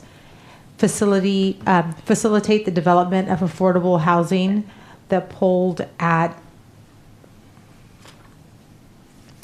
75. 71. Or, yeah. yeah, 71. 72. Yeah. Mm-hmm. Facilitate new housing development, 50-ish. So the latter two were pretty low, but yet address homelessness is, for all intents and purposes, would have passed because it's above the 50% threshold. So are they related? Were they intended to assess the same subject, and why that divergence in the ultimate rate? Sure. So I'll go ahead and address this. So I think conceptually you could see these things as being related, but they are not necessarily the same thing, and it's part of the reason why we tested them separately. So let's just take the bottom two there. We have, so one up from the bottom, we have facilitate new housing developments. And two above that, you have facilitate the development of affordable housing, right? So in one case, we're talking about affordable housing. The other case, we're just talking about more housing. And as you can see, you get a very different reaction to that, right? So the idea that we don't want just more housing, we want more affordable housing, is the reason why those two are different than one another. As for addressing homelessness, that can conjure up a lot of different meanings for some people. For some people, it is about supportive housing, right? And if we just had more housing or we had more affordable housing, that's the answer. For others, when you say addressing homelessness, they're thinking about, let's clean up our parks and let's get rid of encampments and let's, make things tidier. So it brings up a whole different sort of suite of other issues on top of the idea of housing. And so, and it doesn't surprise me that these are different that way, because that's the way we typically find and sort of the motivation for having these different items is that we typically find that you're going to get a different reaction to addressing homelessness than you are providing more housing. Interesting. Okay. Yeah. Thank you. Go ahead. In looking at your survey here, the priorities, what stands out to me is this professional soccer stadium and where it's placed on this, it's dead last. So it tells you what the sentiments are out there about building a soccer stadium.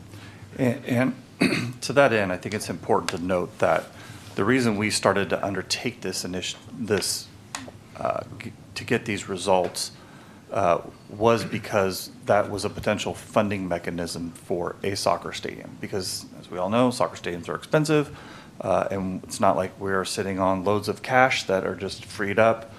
And so that's why we actually did this exercise to begin with. And so to your point, to see it there, obviously is concerning from many different perspectives. I will also note, though, over the last day and a half, like, we still have a structural deficit on the general fund side, but $1.2 million isn't going to solve that either. So, and coming off the heels of Measure H, which was less than or about 4 years ago, that said we're going to do these very things, could be confusing to the public, in my opinion, and something that may not necessarily, we may not be ready for that. Yeah, I would just continue to add on this. I would narrow the scope, because what Measure H provided was, public safety, for both police and fire, and some of deferred maintenance. So that might be confusing. Why are we putting out another tax when we just passed one, 4 years ago? I would narrow the scope, if we were to consider it, to include maybe 3 or 4 of these projects that we would direct the funds to go to. Maybe when you say homelessness, I mean, this would be, instead of broadening the scope of bridge housing to include purchasing property, maybe if we did this, we had homelessness, maybe that would include buying property for building, bridge housing. So, but really, what catches my eye here, though, it sends a strong message, I think, to this council, is the sentiments about putting monies towards a professional soccer stadium. We need to pay attention to that one. Thank you. Thank you. I have a couple of questions. When we talk about hotels, are we talking about hotels in the city limits, or are we talking about hotels surrounding, including Salida? Only city limits. Say Only city limits. City limits, okay. Hotels and motels. Yeah. And does it cover Airbnbs? It does not. Okay. And one thing I'm concerned about is pothole streets, fixed streets, potholes. When you're taking a survey, and we got a lot of streets that are being worked on now, that's the first thing in someone's mind, that we need to fix the streets. Well, we're working on the streets. We are fixing the streets, but it takes time to do that. And then safety of parks, we're putting $30 million into 2 parks. If your park's tore up and they're working on it, that's the thing in your mind. We need to fix our parks. And then the homeless, we are doing a lot for the homeless. The trees, we're doing tons of stuff for the trees. And I'm just wondering, if this survey was done 2 years from now, when a lot of these things on this list have been taken care of, will we have some different results when it comes to affordable housing? Will we have some different results for the soccer stadium? Provide special event activities and festivals. So when you're looking at, if you're coming to me with a survey and I see, I don't know where they see in graffiti, because I think we're doing a great job on graffiti. But in my mind, if I think the trees are bad, but they're being taken care of, and I think the streets are tore up, that's the first thing in my mind. That's the first boxes I check. So if those boxes have been taken care of, does the mindset for the public change? Because we are accomplishing a lot of these items on here, but it takes time for the public to really see that we're doing it. So that's one of my concerns. Number 2 is, just like Councilmember Bavaro said, I just have a problem of going back to the well and wanting more money for things that Measure H should be covering, or is covering, even though it's being paid by out-of-town people that come in and visit Modesto. It's just, to me, it sends a mixed message that, well, I guess Measure H didn't work, so they need more money now to do other things. So, I could see this, maybe 2 years from now, or, when the climate is a little bit better, when people see the streets are taken care of, our police are doing an excellent job, crime's way down. So once that really gets out to the community, I think the priorities of this community would be a lot different at that time. Any other council members or council members having, Chris, go ahead. So one of the things that I'm wondering about is in terms of investment we're making in our tourism bureau, can you give me the numbers on what we're actually currently investing in Visit Modesto and what future years look like in terms of budgeting, since we're on this new budget cycle that is infinite?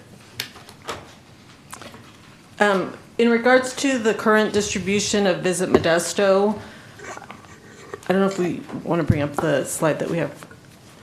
Can you bring up the slide? Correct.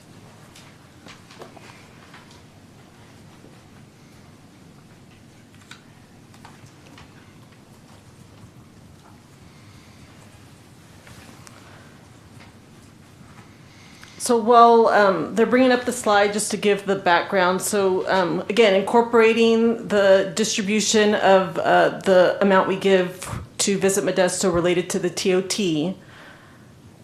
and then the MTMD that gets collected, 100% gets distributed to Visit Modesto. We collect it on their behalf. We take a little small administrative fee for the support that my staff provides with the collecting and the distribution. But ultimately, they get a big, close to about 99% of the revenue. But just to give the background, so from fiscal year 20, between both of those revenue sources, Visit Modesto was distributed about $660,000. And then when we did receive ARPA fundings, in total, they received about $750,000 between the two fiscal years that are noted for 22-23. And then going into fiscal year 24, again, they collected about $824,000. And then come fiscal year 26, we're projecting they're going to get about $1.2 million. And again, as I mentioned, the MTMD did increase in September 1st of 2025. So again, that increase went from 1 to 1.5%. And then again, they are expected to get another 0.5 increase come July 1st of 2026. So these numbers don't include future forecasting, but again, we could bring that forward at a future meeting, but this does kind of give the history of what's been distributed to Visit Modesto. So I don't think you answered my question. How much does the City of Modesto give to Visit Modesto? It's the $638,736. So that's coming out of the general fund for Visit Modesto? Yes, out of the general fund, because the TOT is deposited into the general fund, and we give them that portion to them, the $638,000. It's passed through. It's passed through? Passed through, yeah. Visit Modesto gets a percentage of our TOT that we collect. So we get about $3.5 million, correct? And they get a certain percentage of that in our agreement with them. And for fiscal year 25, 26, it's $638,000.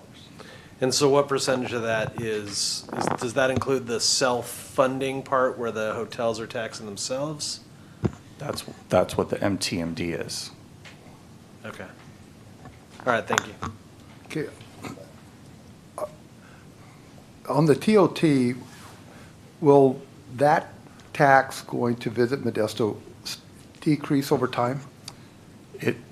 Our TOT contribution decreases as their MTMD increases.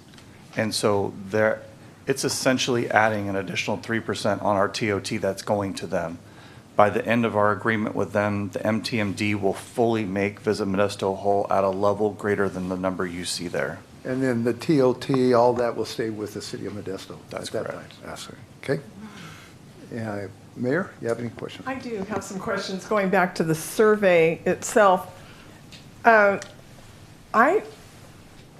would like a little help interpreting, because these seem like really positive results to me, in that it would require 50% plus one vote, correct, to pass? Correct. So these are like, at least in my experience with polling for these kinds of things, it seems very positive. And then regarding the priorities, so I mean, I don't know how to interpret that. If that means that people see that we've done a lot with Measure H and that we're responsible with taxpayers' dollars, and, you know, I mean, that was to me a good sign. The project and service priorities also, even the lowest one is like at 40% almost. So the rest of them are consistently a lot higher. But does that mean, is that of the people, I mean, all the people strongly favor or somewhat favor it in all those categories? Or is there a group that were like absolutely opposed? So do these numbers reflect of the people that were surveyed, that they feel strongly about all of those? Because that also seems to be a very positive sign. So the percentages you see here are among all respondents. So regardless of whether they do or do not support a TOT, we ask them, assuming the measure passes, would you favor or oppose spending some of the money on these items? And so, and we've sorted, they were asked in a random order, but we've sorted them from high to low based on that combined percentage of folks who said either strongly favor or somewhat favor. So you can see that the most consensus in terms of an item being a priority was fixing streets and potholes, right? You had over 90% of folks say that that should be, that they strongly or somewhat favor spending some of the TOT monies on that item. If and it then you passed. work your way down. So if it passed, they strongly If it passed. favor. Okay. And I will say this, that it is not surprising to me. I mean, I get to do this for a lot of cities around the state. And what you will find, push come to shove, when you ask residents about how they would prefer to spend revenues from additional measures, it's always a combination of either public works and public safety or public safety and public works, right? Depending on the priority. And so these things will always come up the list. The fact that you already have a sales tax measure that deals with some of these things, the fact is your needs are probably beyond what your sales tax measure could fund, and residents see additional opportunities. And so it gives you just a sense of, in some ways, you know, the priorities from a resident's perspective. And so basic public facilities and public works and public safety are really the priorities. And what happens is you get down towards the bottom, you get sort of the nice to haves but not need to haves, right? From a voter's perspective. And that's why, like special events, nice to have them, we like them, but that doesn't stack up against 911 or streets and roads, right? Yes, right. I get that. And so, to clarify, 61% of all of those surveyed were in favor of this. 61% were in favor, said that they would support the TOT measure if placed on the ballot. And that was at the very end of the survey, after they've been exposed to all the information, including arguments on behalf as well as arguments opposed to the measure. Thank you. Thank you, Mayor. Any other, Councilmember Williams? Thank you, Chair Wright. The question I have is, I'm not sure if you were privy to this information concerning our local college perhaps doing a bond for $735 million. Perhaps that may happen this year. It is possible that, yeah, my understanding is they are exploring it. No decisions have been made on that. Right. I will say this, it is, because they've consolidated elections, it's almost always the case that if you're going to put a measure on the ballot, your measure is going to be sharing space with other local measures, right? There's only one or two opportunities every couple of years to do some of these types of measures. And so like a general sales tax has to appear on the same, a more general tax, whether it's a TOT, sales tax, or whatever, has to appear on the same election as council elections. For school bonds and community college bonds, they have to appear on regularly scheduled statewide elections. So it's almost always the case that when agencies are going to go, you're going to wind up on the same ballot. So what's your scenario on that? You think that would work in our favor, or it would just be, what's your thoughts? I don't think, frankly, when it comes to TOTs, right, they're sort of a different animal, right? When you have a sales tax, or if you were thinking about a bond for public facilities, then there's the opportunity for a little more tension, right? Because both are going to be tax increases for voters. TOTs are not a tax on the voter who's voting on it. It's a tax on people who stay in short-term lodging, hotels and motels, right? So it's folks who generally don't live there, right? And so once voters understand that, they tend to sort of treat these things differently. I don't think you're going to catch much of a headwind, so to speak, if you happen to be sharing the ballot with another agency's measure. As long as we're creating a message that indicates that clearly to citizens, then of course, I'll take you up on what you just said. Yep. Okay, thank you. Thank you. Any more comments or questions from council or committee members? If not, any public? Seeing none, come back for final comments from committee members. Rosa, go ahead. Yes, thank you. It was an interesting perspective that both Councilmember Bavaro and you, Chair, you saw it as perhaps a disadvantage given to potentially put this on the November ballot, and you saw value in waiting to see successes for Measure H, if I understood you correctly. I kind of see it differently. Because of the success of Measure H, and the successes that are tangible and that people have seen and felt and it's applauded and celebrated, I think riding that wave and would serve us well and work to our advantage, and at this time bring forth another measure that is another measure. And as you could see on slide 10, where they have some proposed language, they very, very clearly distinguish the fact that it's not across the board, it's to be paid only by hotel and motel guests. So that fact that that's really highlighted really makes clear to people that it's not everyone's being impacted, it's only a select few and mainly out-of-towners, as was already stated.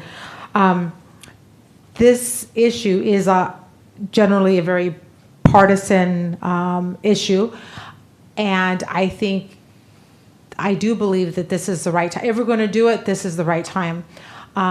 Waiting for another election cycle, perhaps a presidential election cycle, where it becomes hyper partisan, would not work for us to introduce a ballot measure at that time. So I think the stars are aligned if to pursue this. If we're going to do it, I think the opportunity might be now. Thank you. Good, that was a good comment. Thank you. Nick? To clarify, we are not deciding this today, correct? No, we're not. Later. It's information. Okay. I'm still gathering information. Thank you. Okay, Nick, go ahead. Thank you. I am open to the discussion. I would have to go deeper in the weeds in my district and talk to the leaders in my district and also city leaders, business people. I would think that I'd want to measure the appetite. In order, for Measure H was successful, in my opinion, because we had the Police Officers Association, we had Modesto City Firefighters Association, and we had the business community of this town, Modesto, working together on Measure H. And I'm not sure what the appetite is to go out for any type of increase in, on taxes, regardless if it's the TOT tax or not. And I think also the conversation needs to be, we passed Measure H, and I thought the monies coming from Measure H are going to public safety and are going, now you're wanting to come back for more money for, what is not working. So I think we just need to talk to our constituents, in my opinion, and kind of get a feel. But the only thing I know, looking at the priorities here, is that the soccer stadium is not going to be in that discussion. But the others items mentioned would be. So we just need to find out what the appetite is out there. But I'm open to it, and again, we'll get into more in-depth conversation as a council. Thank you. Any comments from council? Yes, Councilman Ricky.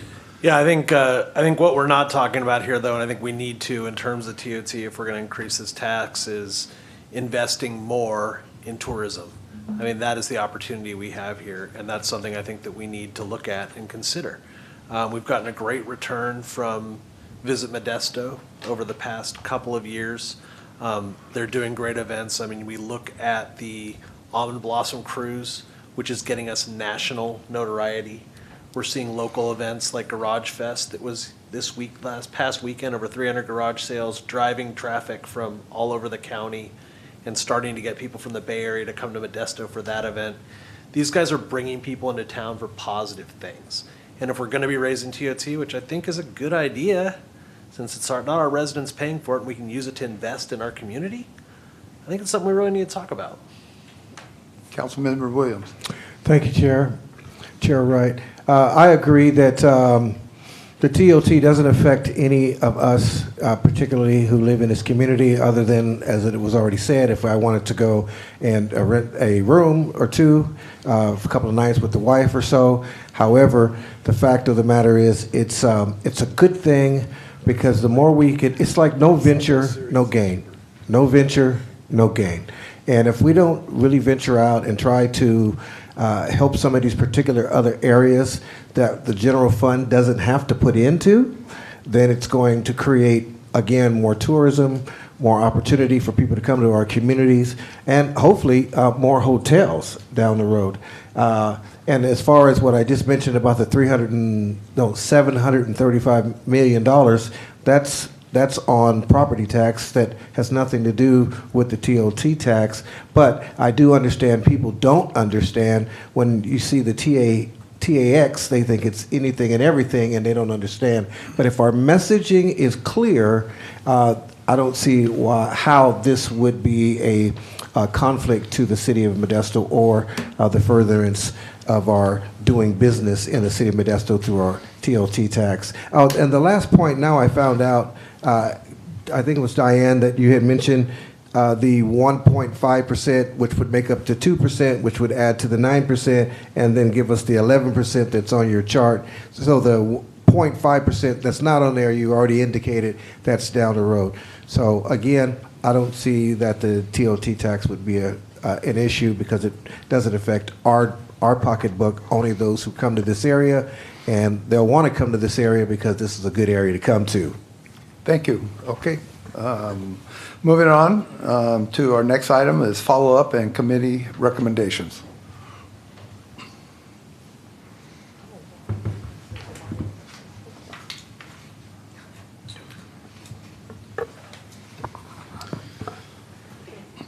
All right, I'm going to play the role of department person for everyone. So I'm going to go through these, and then if you have any other questions, I might bring up the departments to help me out. So we're going to go through the follow-up items that were asked that we did not have the answers to. For the fire department, Councilmember Wright asked, can you provide the percent that is reimbursed from the insurance companies as part of the revenue recovery program? So for 2023-24 and 24-25 of the billable claims, there was a rate of 71% rate of recovery.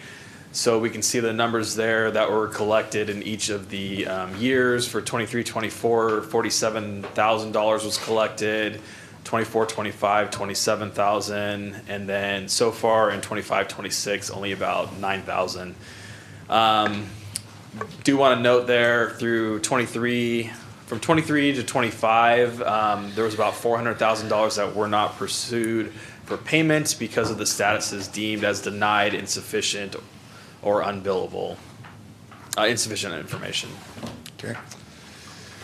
For City Clerk's office, Councilmember Scooty Brayton asked, can we provide the number of documents that have been scanned and digitized by your department?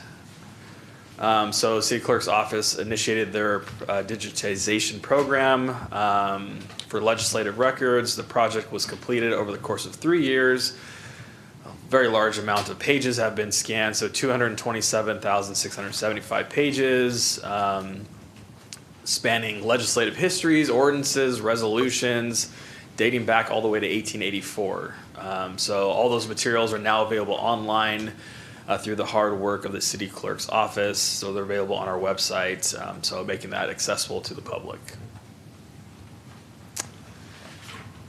In community economic development, the question was asked by Councilmember Scooty Brayton, can you provide the number of Amazon employees that will be coming to the new business located in Modesto? Oops. Did I skip through that? Okay, sorry. So it's estimated to generate between 150 and 200 new jobs, but it could be as much as 175. Some additional information, that site is going to operate as both as a pharmacy and a same-day fulfillment center. So the job count may not be as high as neighboring facilities, but the average wage rate may be higher just because of that pharmacy component. So some additional information, California law requires a licensed pharmacist to be on site. So, you know, with the movement to robotics and things like that, so that's a good thing that we have to have actual physical people there. So they'll be actually earning a wage rate. So they'll be, you know, providing the prescriptions, dispensing operation, and then also overseeing technicians and things like that as part of that pharmacy operations. So it won't just be a warehouse employment, but certified technicians, pharmacists, compliance. So again, meaning higher wages. They'll likely be running extended hours, requiring more shift coverage than a standard facility.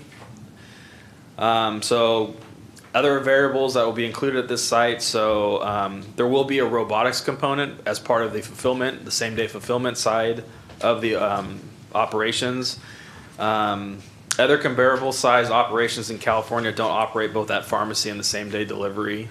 So again, kind of new to this location in Modesto. And then the demand for areas specifically in pharmaceuticals could drive job demand for this site location. So just some additional information. Those extended hours, that doesn't imply open 24 hours. That just means long hours.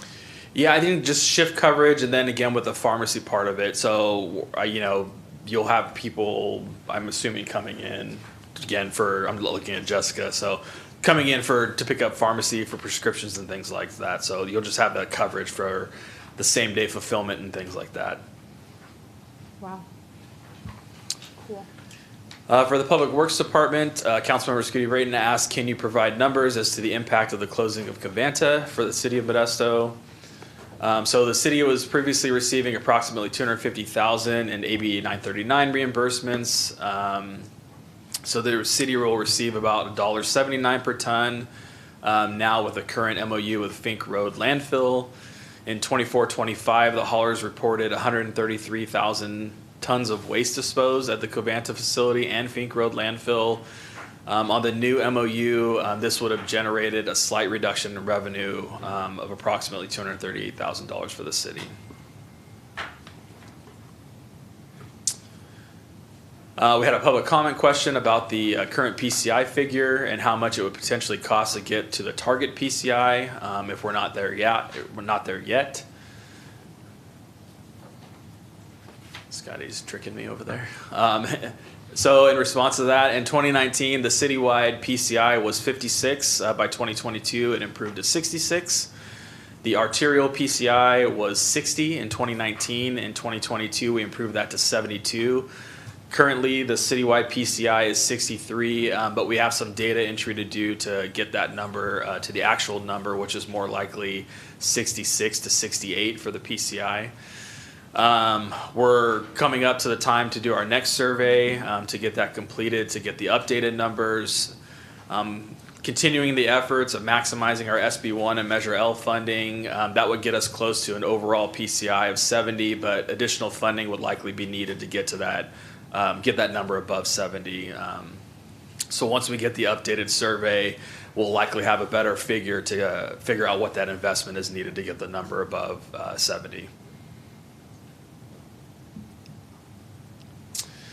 For the Human Resources Department, just a follow-up item on providing the impact to the UAL payments by using the pension trust funds in the outward years. So we have the updated chart here showing the application of the trust funds in kind of that peak period. So using the estimation of the the current balance of the pension trust of $500 million and kind of applying a simple annual interest of 5%. That estimated value of about $4.9 million in year 2031, if we divide that equally by 3, it's going to yield that payment to apply in 2031, 32, and 33 in addition to the ADP. Really, it's lowering that required payment in those peak years of 31 through 33 by about 2.4 to 2.7 million. You can kind of see it on the chart there in those years where you see the left column, that red column, and the far right column in those years. It's showing the lower payment there, so you can kind of see it shaving off the peak of the payment in those years in 2031 through 33. The total savings throughout those peak years in the entire payment schedule is about $49 million through 2045.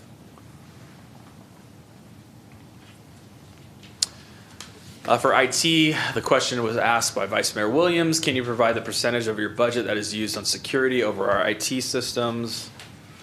So in the IT department, there's about $1.2 million that is used for security purposes to protect our city IT systems. That equates to about 7.3%.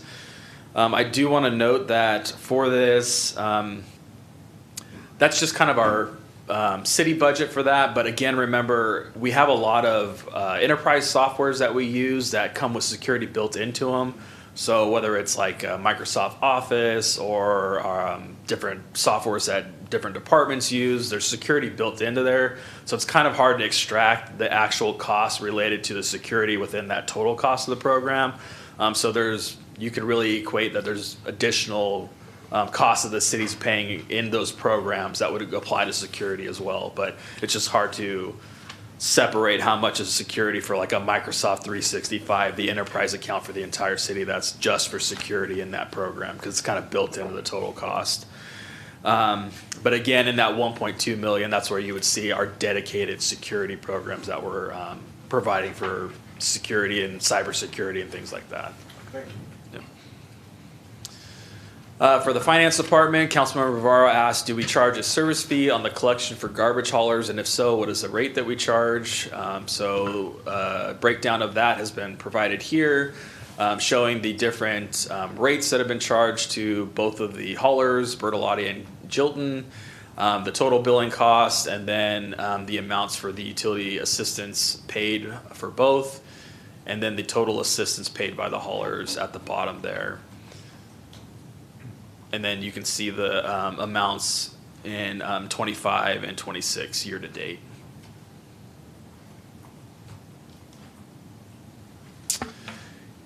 And then Councilmember Wright asked for utility billing, what are the current growth in late fees? So you can see here the late charges for each fiscal year, and then we have year to date for 25, 26, and then you can see the total amount of the late fees that have accumulated in each of the fiscal years.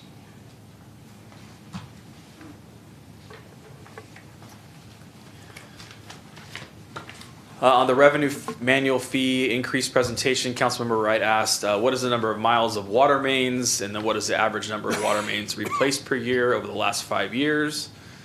So total water main miles, 939 miles, and the average number of water mains replaced, 6.3 miles per year.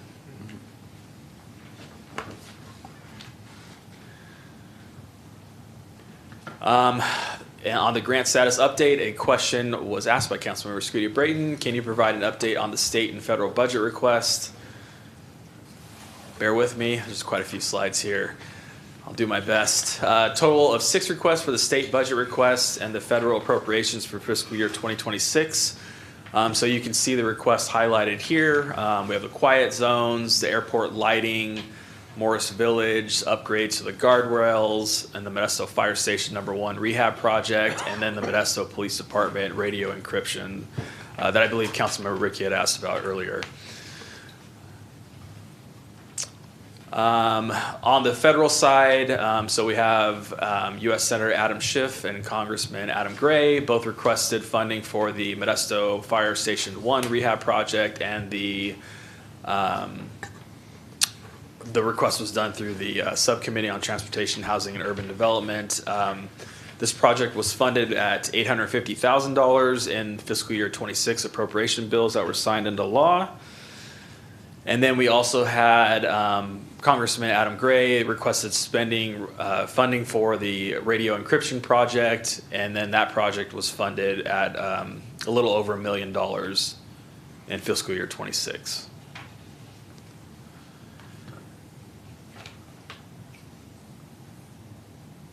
On that last slide, I should have noted that there was no movement on the state side just because of the state's budget deficit issues that they're having. For 2027, you can see the requests being made on the federal side on the left. So we have $3 million for Morris Village.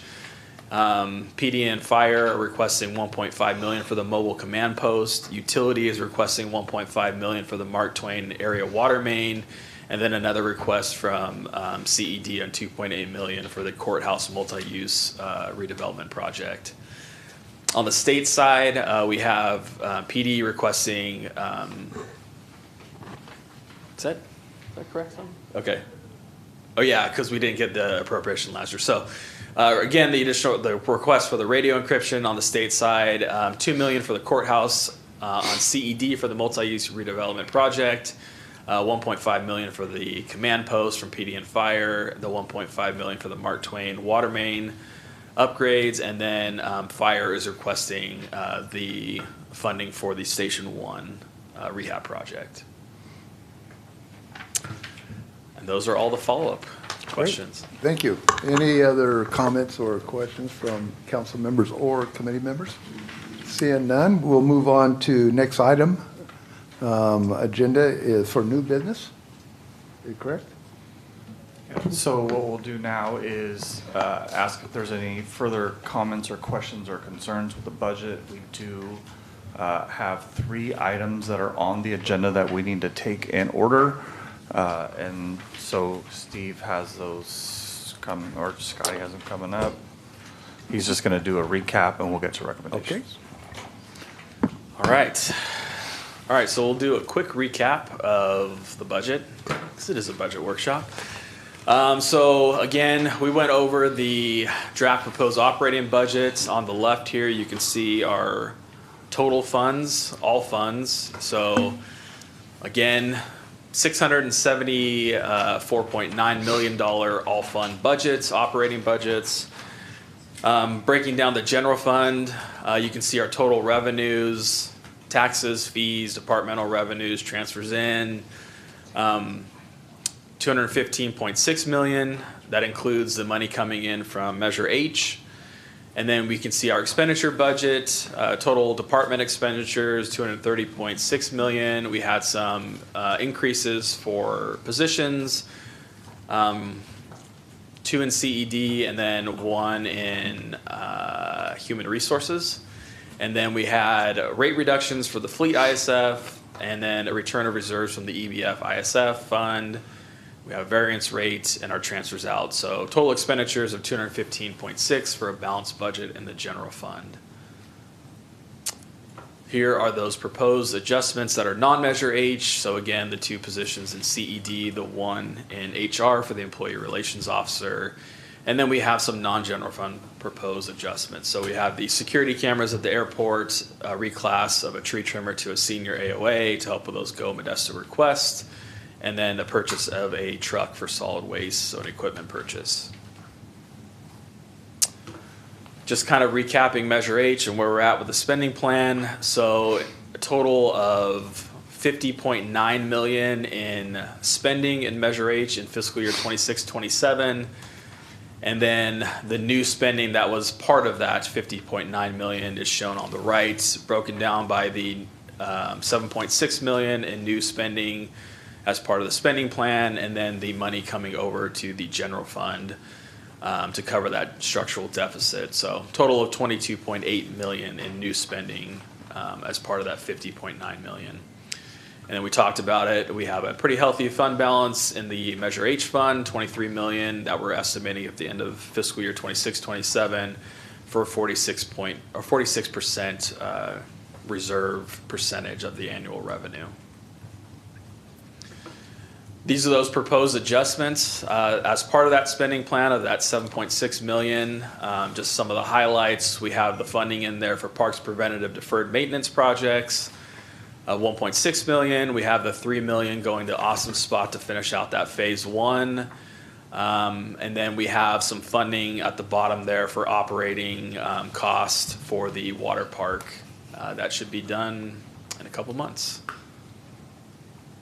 So ongoing expenses of 1.6 million and then additional one-time expenses of about 5.9. These are the special presentations that were gone over mainly today, really. The equipment maintenance agreements, the software maintenance agreements. We went over those proposed fee increases, went over grants updates. We talked about the deferred maintenance ranking methodology and what our plan is going forward. Talked about the sponsorships, update on the ARPA spending, and again, kudos to all the departments for what they did with that. A lot of money was spent, a lot of good things done with that money. And then we talked about an update on the TOT polling results. So we have our recommendations before you. I'll get it in now. Again, my annual thank you to all of the budget division staff for all the hard work they put in. Casey leading the process as the budget manager. All the departments, all the hard work that they put in. This was year two of the annual or the 2-year budget process. So we did our first 2-year budget process. So we'll get it going again next year, have some refinements. But thank you to the Finance Committee for all your time, all the council members for all the time you put in, the workshops and all that stuff. So I know it's a fun time during budget, right? But thank you to the city manager as well for leading this process. So there's all my thanks. I got it all out. Now I'll leave it to you, Chair. Here's the recommended actions, and feel free to ask questions and anything you need to do. Thank you. Thank you, Steve. Is there any questions from the committee? No? Your question out. How about any questions from council members? Seeing none, open for public comment. Any public questions or comment? Seeing none, I'll bring it back to any final comments from committee members. Nick, final comment? I just want to say once again, thank you to everyone who really put a lot of effort into bringing this data forth in such an organized fashion.